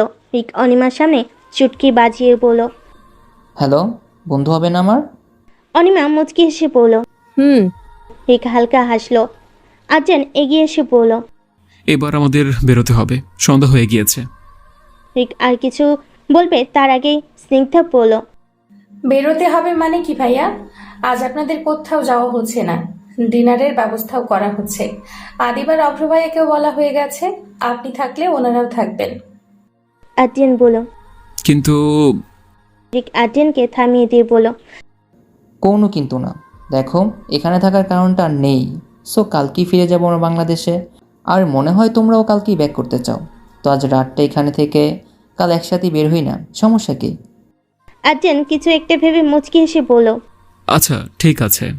স্নিগ্ধা খুশি হয়ে বলল, চলো তো, আপাতত স্ন্যাক্সের ব্যবস্থা হয়ে গেছে, নিচ অবধি ভাইয়ারা ওয়েট করছে। আদ্রিয়ান স্নিগ্ধার দিকে তাকিয়ে বলল, তোমরা দুজন যাও, আমি অনেকে নিয়ে আসছি। রিক আর স্নিগ্ধা নিচে চলে গেল। আদ্রিয়ান অনিমার কাছে বসে বলল, এটাই ভাবছো তো যে হঠাৎ রিক এত বদলে গেল কি করে? অনিমা আদ্রিয়ানের দিকে তাকিয়ে বলল। আদ্রিয়ান অনিমাকে এক হাতে জড়িয়ে ধরে বলল, দেখো, ও একটু বকে গিয়েছিল ঠিকই, কিন্তু মনের দিক দিয়ে খুব একটা খারাপ নয়। আর এইসব মানুষদের নিজের ভুল সম্পর্কে বুঝতে খুব বেশি সময় লাগে না, শুধু হঠাৎ কোনো এক ঘটনায় যথেষ্ট, বুঝেছ? অনিমা মাথা নাড়ল। আদ্রিয়ান অনিমার মাথায় একটা চুমু দিয়ে মনে মনে ভাবলো, তুমি ভাবলে কি করে যে তোমাকে এত কষ্ট দিয়েছে তাকে আমি ক্ষমা করে দেব? ও শাস্তি পাচ্ছে, আর ভবিষ্যতেও পাবে, তবে শারীরিক নয়, মানসিক। তারপর কয়েকবার বড় কয়েকটা মানসিক ধাক্কার সম্মুখীন হবে ও। তাই ওকে আর বিশেষ কোনো শাস্তি দিলাম না। এসব ভেবে অনিমার দিকে তাকিয়ে বলল, এই কয়েকটা দিন অনেক কষ্ট হয়েছে তোমার, তাই না? আমারই আরেকটু চোখ কান খোলা রাখা উচিত ছিল। I am sorry. বাদ দিন এসব, এখন তো সব ঠিকই হয়ে গেছে। আদ্রিয়ান অনিমার মাথায় হাত বুলিয়ে কিছু একটা ভাবতে ভাবতে বলল, এখনও সব ঠিক হয়নি। মিস্টার সিনিয়রের সাথে এত বড় অন্যায় যারা করেছে তাদের শাস্তি দেওয়া এখনো বাকি আছে। অনিমা ভুরু কুঁচকে বলল, মিস্টার সিনিয়র? আদ্রিয়ান অনিমাকে কোলে তুলে নিয়ে বলল, কিছু না, এখন নিচে চলো, ওরা ওয়েট করছে। অনিমা আর কিছু বলার সুযোগ না দিয়ে ওকে নিয়ে নিচে চলে গেল। অরুমিতা, তীব্র আর স্নেহা অফিস করে বাইরে ফুচকা খাচ্ছে। আপাতত ওরা ফ্রেশ মাইন্ডে আছে, কারণ আদ্রিয়ান ওদের ফোন করে জানিয়ে দিয়েছে সব ঠিক আছে। তাই ওরা এখন ফ্রেশ মাইন্ডে এনজয় করছে। হঠাৎ করে ওরা আশিসকে দেখতে পেল। আশিস আর অরুমিতার মধ্যকার সমস্যাটা তীব্র আর স্নেহা জানে না। স্নেহা আশিসকে দেখে বলল, আরে আশিক ভাইয়া। কারো ডাক শুনে ঘুরে তাকালো আশিস। আশিসকে দেখে অরুমিতার মুখের হাসিটুকু গায়েব হয়ে গেল। আশিস ওদের দেখে এগিয়ে এলো। আশিস এসে অরুমিতার দিকে তাকাতেই অরুমিতা মুখ ঘুরিয়ে ফেল। আশিস অরুমিতার দিকে একবার তাকিয়ে ওদের দিকে তাকিয়ে পড়ল। ভালো আছো? তীব্র হেসে বলল, জি ভাইয়া, আপনি? আশিস ওর মুখে হাসি রেখেই পড়ল। হ্যাঁ ভালো আছি। আশিস ভেবেছিল ওকে দেখে হয়তো অরুমিতা ওখান থেকে চলে যাবে বা মন খারাপ করবে, কিন্তু আশিসকে অবাক করে দিয়ে অরুমিতা ওদের সাথে নিজেদের মতো করে মজা করছে আর ফুচকা খাচ্ছে। যেন আশিসের থাকা বা না থাকা ওর কাছে ম্যাটারই করে না, যে ওর কাছে খুবই খারাপ লাগছে। স্নেহা এক্সাইটেড হয়ে বলল, ভাইয়া ফুচকা খাবেন তো? আশিস নিজেকে সামলে নিয়ে মুচকি এসে বলল, না, সময় নেই, আসছে এখন। এটুকু বলে কাউকে কিছু বলার সুযোগ না দিয়ে চলে গেল। তীব্র আর স্নেহা দুজনে অবাক হলো, কিন্তু অরুমিতার কোনো ভাবান্তর হলো না। ও ওর মতো ফুসকে খেয়ে যাচ্ছে। রিক ছাদের কিনারে চুপচাপ বসে আছে। সবকিছু মেনে নিলেও আদ্রিয়ান আর অনিমাকে একসাথে দেখলে বুকের ভেতরে এক অসহ্যকর যন্ত্রণা হয় ওর, কিন্তু ওর কিচ্ছু করেনি। অনিমা ওর ভাগ্যে নেই, সেটাও মেনে নিয়েছে, কিন্তু কষ্টটাকে কিছুতেই কমাতে পারছে না। আজকের মতো এরকম কষ্ট এর আগে ওর আর কখনো হয়নি। চিৎকার করে কাঁদতে ইচ্ছে করছে, কিন্তু সেটাও করতে পারছে না। বুকের ভেতর চেপে রাখা কষ্টটার যন্ত্রণা আরও বেশি হয়, সেটা বেশ বুঝতে পারছে। এরই মধ্যে ওর ফোন বেজে উঠল। এই মুহূর্তে ফোন রিসিভ করার কোনো ইচ্ছে নেই ওর, কিন্তু মামার ফোন তাই রিসিভ করতে ও পাশ থেকে বলো, বাবাই, ওইদিকে সব ঠিক আছে তো? রিক একটা চাপা দীর্ঘশ্বাস ফেলে বলল, এতদিন তো ছিল না, এখন সব ঠিক আছে। অভিষেক অবাক কণ্ঠে বলেন, মানে? রিক মুখে মুচকি হাসি ফুটিয়ে বলল, অনিমাকে নিজের কাছে আটকে রাখার পাগলামোটা আমি আর কখনই করব না মামা। এতদিন বুঝতে না পারলেও আজকে বুঝতে পারছি যে ভালোবাসা জোর করে হয় না। ও যদি আদ্রিয়ানের সাথে ভালো থাকতে চায়, থাকুক না। অভিষেক তো চরম অবাক হলো, নিজেকে সামনে নিয়ে বলল, বাবাই, কি সব বলছো তুমি? পাগল হয়ে গেছো নাকি? রিক একটা তার ছেলের হাসি দিয়ে বলল, পাগল তো এতদিন ছিলাম মামা, আজকে সুস্থ মস্তিষ্কে বলছি আমি। অভিষেক উত্তেজিত কণ্ঠে বললেন, কিন্তু তুমি না ওকে ভালোবাসো? হার মেনে নেবে? ছেড়ে দিবে ওকে? রিক মুচকি এসে বলল, ভালোবাসা হারতে দোষ কোথায় মামা? তাছাড়া আমি যদি সত্যি অনেকে ভালোবেসে থাকে, তাহলে উনি ভালো থাকবে। এর চেয়ে বেশি ভালো আমার কাছে আর কি হতে পারে বলো? অভিষেক স্থির গলায় বলল। কিন্তু বাবাই। রিক অভিষেককে থামিয়ে দিয়ে বলল, কোনো কিন্তু না মামা, আমি জানি তুমি আমার কথা ভেবে এসব বলছো, কিন্তু আমি তো বলেই দিয়েছি যে আমার কোনো সমস্যা নেই। তাই প্লিজ এ বিষয়ে আর কিচ্ছু বলো না। বলেই ফোন রেখে দিল রিক। তারপর এক দৃষ্টিতে আকাশের দিকে তাকিয়ে রইল। স্নিগ্ধা ছাদে রিককে ডাকতে এসে দেখে রিক এক দৃষ্টিতে বাইরের দিকে তাকিয়ে আছে। স্নিগ্ধা গিয়ে রিকের পাশে বসে বলল, আমি জানি রিকদা, তোমার খুব কষ্ট হচ্ছে। রিক নিজেকে সামনে মুচকি এসে স্নিগ্ধার দিকে তাকিয়ে বলল, কিসব ফালতু বকছিস তুই? কষ্ট হবে কেন? স্নিগ্ধা সামনের দিকে তাকিয়ে বলল, আমি তোমাকে চিনি রিকদা। এখন তুমি আমার সাথে কথা না বললেও একসময় আমি কিন্তু তোমার বেস্ট ফ্রেন্ড ছিলাম। রিক কিছু না বলে চুপ করে রইল। স্নিগ্ধা মুচকি এসে বলল, রিকদা, যদি আদ্রিয়ান অনিমা একে অপরকে ভালো না বাসতো তাহলে আমি একটা চেষ্টা নিশ্চয়ই করতাম, কিন্তু রিক মলিন হেসে বলল, অনিমা আমাকে ভালোবাসে না, এতে তো ওর কোনো দোষ নেই। আদ্রিয়ান আসার অনেক আগেই ওর লাইফে আমি এসেছিলাম, কিন্তু ও আমাকে নয়, আদ্রিয়ানকে ভালোবাসে। কারণ তো আছি, তাই না? আমি তোকে কোনো ভালোবাসার কারণই দিতে পারিনি, তবে আমাকে ভালো না বাসার যথেষ্ট কারণ দিয়েছি। স্নিগ্ধা কি বলবে সেটাই বুঝতে পারছি না। কিছুক্ষণ চুপ থেকে রিককে কিছু বলবে তার আগেই রিক বলে উঠল, চল, ওরা নিচে ওয়েট করছে নিশ্চয়ই। এইটুকু বলেই রিক চলে গেল, আর পেছন পেছন স্নিগ্ধাও চলে গেল। সবাই মিলে ডিনার করছে আর টুকটাক কথা বলছে। রিকের আচরণ দেখে কেউ বলবেই না যে এই ছেলেটা সকালেও ওদের শত্রু ছিল। তার চেয়ে বেশি অবাক হয়েছে অনিমা, কারণ এই মুহূর্তে এক নতুন রিককে আবিষ্কার করেছে ও, যে সম্পূর্ণটাই বিপরীত। খাওয়া দাওয়া শেষ করে রিক বলল, আদিপ আর অব্র, তোমরা আমার ডান সাইডের রুমটাতে থাকো। স্নিগ্ধার অনিমা একসাথে, আমি আর আদ্রিয়ান একসাথে। প্রবলেম আছে? আদিপ আর অভ্র সম্মতি জানালো। আর্যেন কিছু বলছে না, তাই রিক মুচকি হেসে বলল, আরে ভাই, বিয়ের আগে বউকে ছেড়ে থাকার কথা ভাবলে যদি মুখটা এমন কালো হয়ে যায়, তাহলে বিয়ের পর কি করবে? একটু তো ধৈর্য ধরো, এত বউ পাগল হলে হবে? ওরা সবাই হেসে দিল রিকের কথা শুনে। আর অনিমা লজ্জা পেয়ে মাথা নিচু করে আছে, আর সিংটা এক দৃষ্টিতে তাকিয়ে আছে রিকের দিকে। আজ রিকের এক নতুন রূপ দেখলো ও, কি করে ভেতরের কষ্টটাকে চেপে রেখে মুখে হাসি ফুটিয়ে রেখে দিয়েছে। এটা করা সবার জন্য সহজ নয়। আর্যেন আর রিকের রুমে বসে আছে, নিজেদের মধ্যে টুকিটাকি কিছু কথা বলছে ওরা। এর মধ্যে বেশ কয়েকবার রিক আর্যেনের কাছে ক্ষমা চেয়ে নিয়েছে। হঠাৎ আর্যেন বলল, আচ্ছা, তোমার মনে হয় না যে তোমার বাবা বা মামা যে সকল অন্যায়গুলো করেছে তারা তার শাস্তি পাওয়া উচিত? আর্যেনের প্রশ্নে রিক কিছুক্ষণ চুপ থেকে একটা শ্বাস ফেলে বলল, মনে হয়। কিন্তু কি বলতো, ওই মানুষ দুটোকে ছোটবেলা থেকেই খুব ভালোবাসি আমি। ছোটবেলায় বুঝতাম না তো, ওনারা যা বোঝাতো সেটাই বুঝতাম, যা করাতো সেটাই করতাম। বড় তো হলাম, কিন্তু সেই অভ্যেসগুলো ছাড়তে পারলাম না। এক পর্যায়ে গিয়ে বুঝতে পারলাম যে এতগুলো ভুল, কিন্তু ওই যে ছোটবেলা থেকে পাওয়া শিক্ষাটাই অভ্যেস হয়ে গেল। সব বুঝেও না বুঝে থাকতে বাধ্য হতাম। শখ করে ডক্টরি পড়েছিলাম, কিন্তু ড্যাডের রাজনৈতিক কাজকর্মে জোর করে ইনভলভ করলো। বিরক্ত লাগতো আমার এইসব, তবুও থাকতে হতো ড্যাডের প্রেশারে পড়ে। তাই জেদ করে হসপিটালে জয়েনই করলাম না। আর্যেন চুপচাপ শুনল রিকের কথা, তারপর রিকের দিকে তাকিয়ে বলল, তোমার বাবা এবং মামা দুজনেই খুনি। একজন মা হারা মেয়ের কাছ থেকে তার একমাত্র সম্বল তার বাবাকে কেড়ে নিয়েছে। আর এছাড়া আর কার কার খুন করেছে তারাই জানে। আর অন্য সব পাপের কথা তো ছেড়েই দাও, তবুও তুমি চাও না যে ওদের শাস্তি হোক?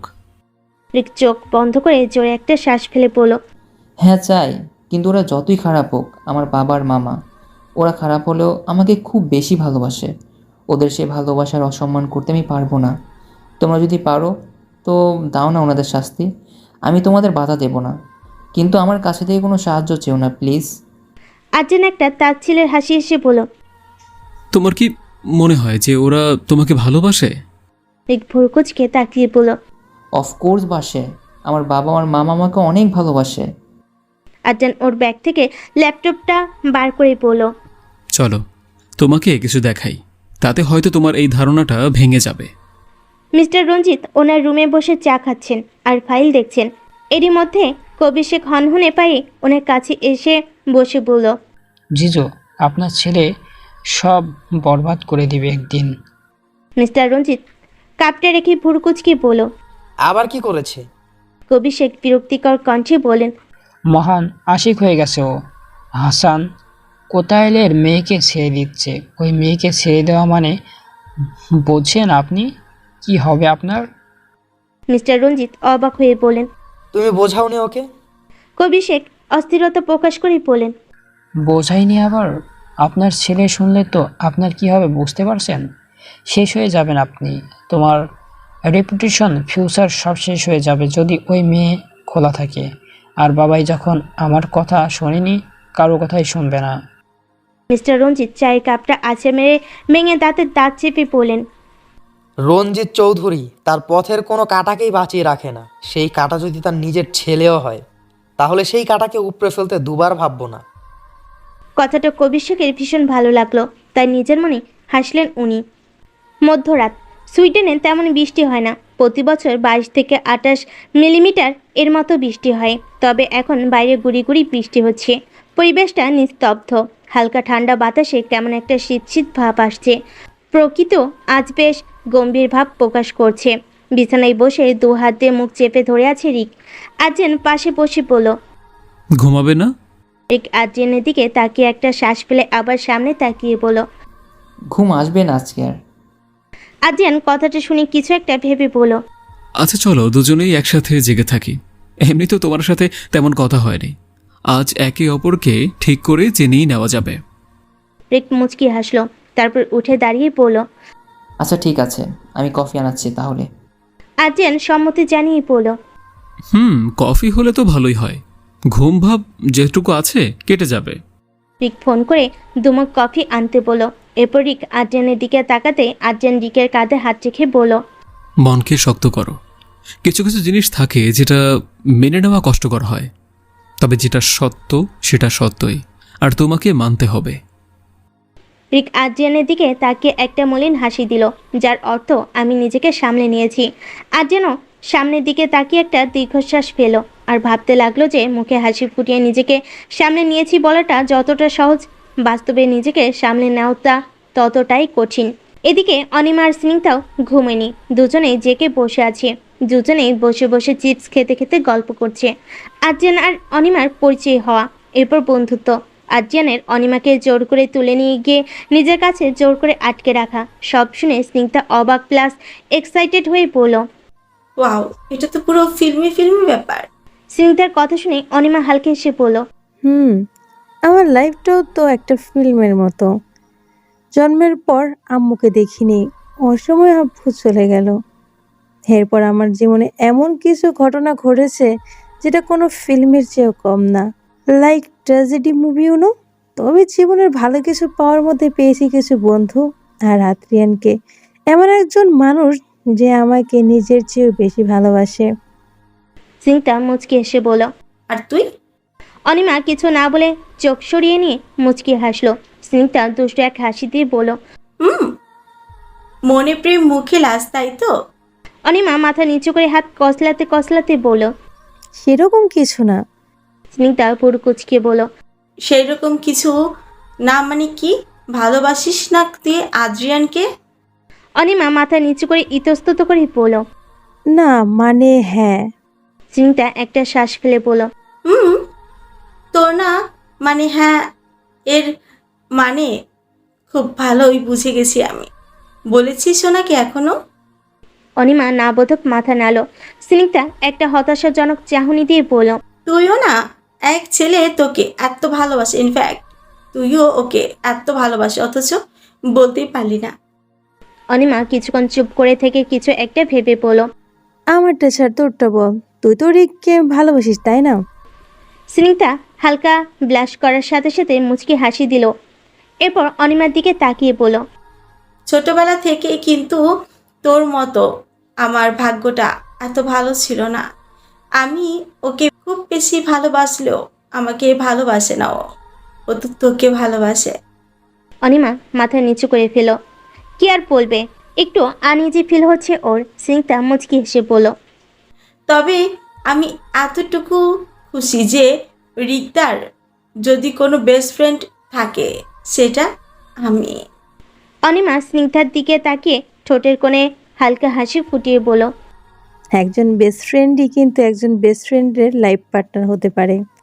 স্নিগ্ধা একটা তাচ্ছিলের হাসিতেই বলল, ও কোনোদিন আমাকে ভালোবাসতে পারবে না রে। ও মনে শুধু তুই আছিস। ওকে আমি যত দূর চিনি ও কোনোদিন তোকে ভুলতে পারবে না। অনিমা মুচকি হাসি দিয়ে বলল, কাউকে ভালোবাসার মানে এটা নয় যে নতুন করে কাউকে ভালোবাসা যাবে না।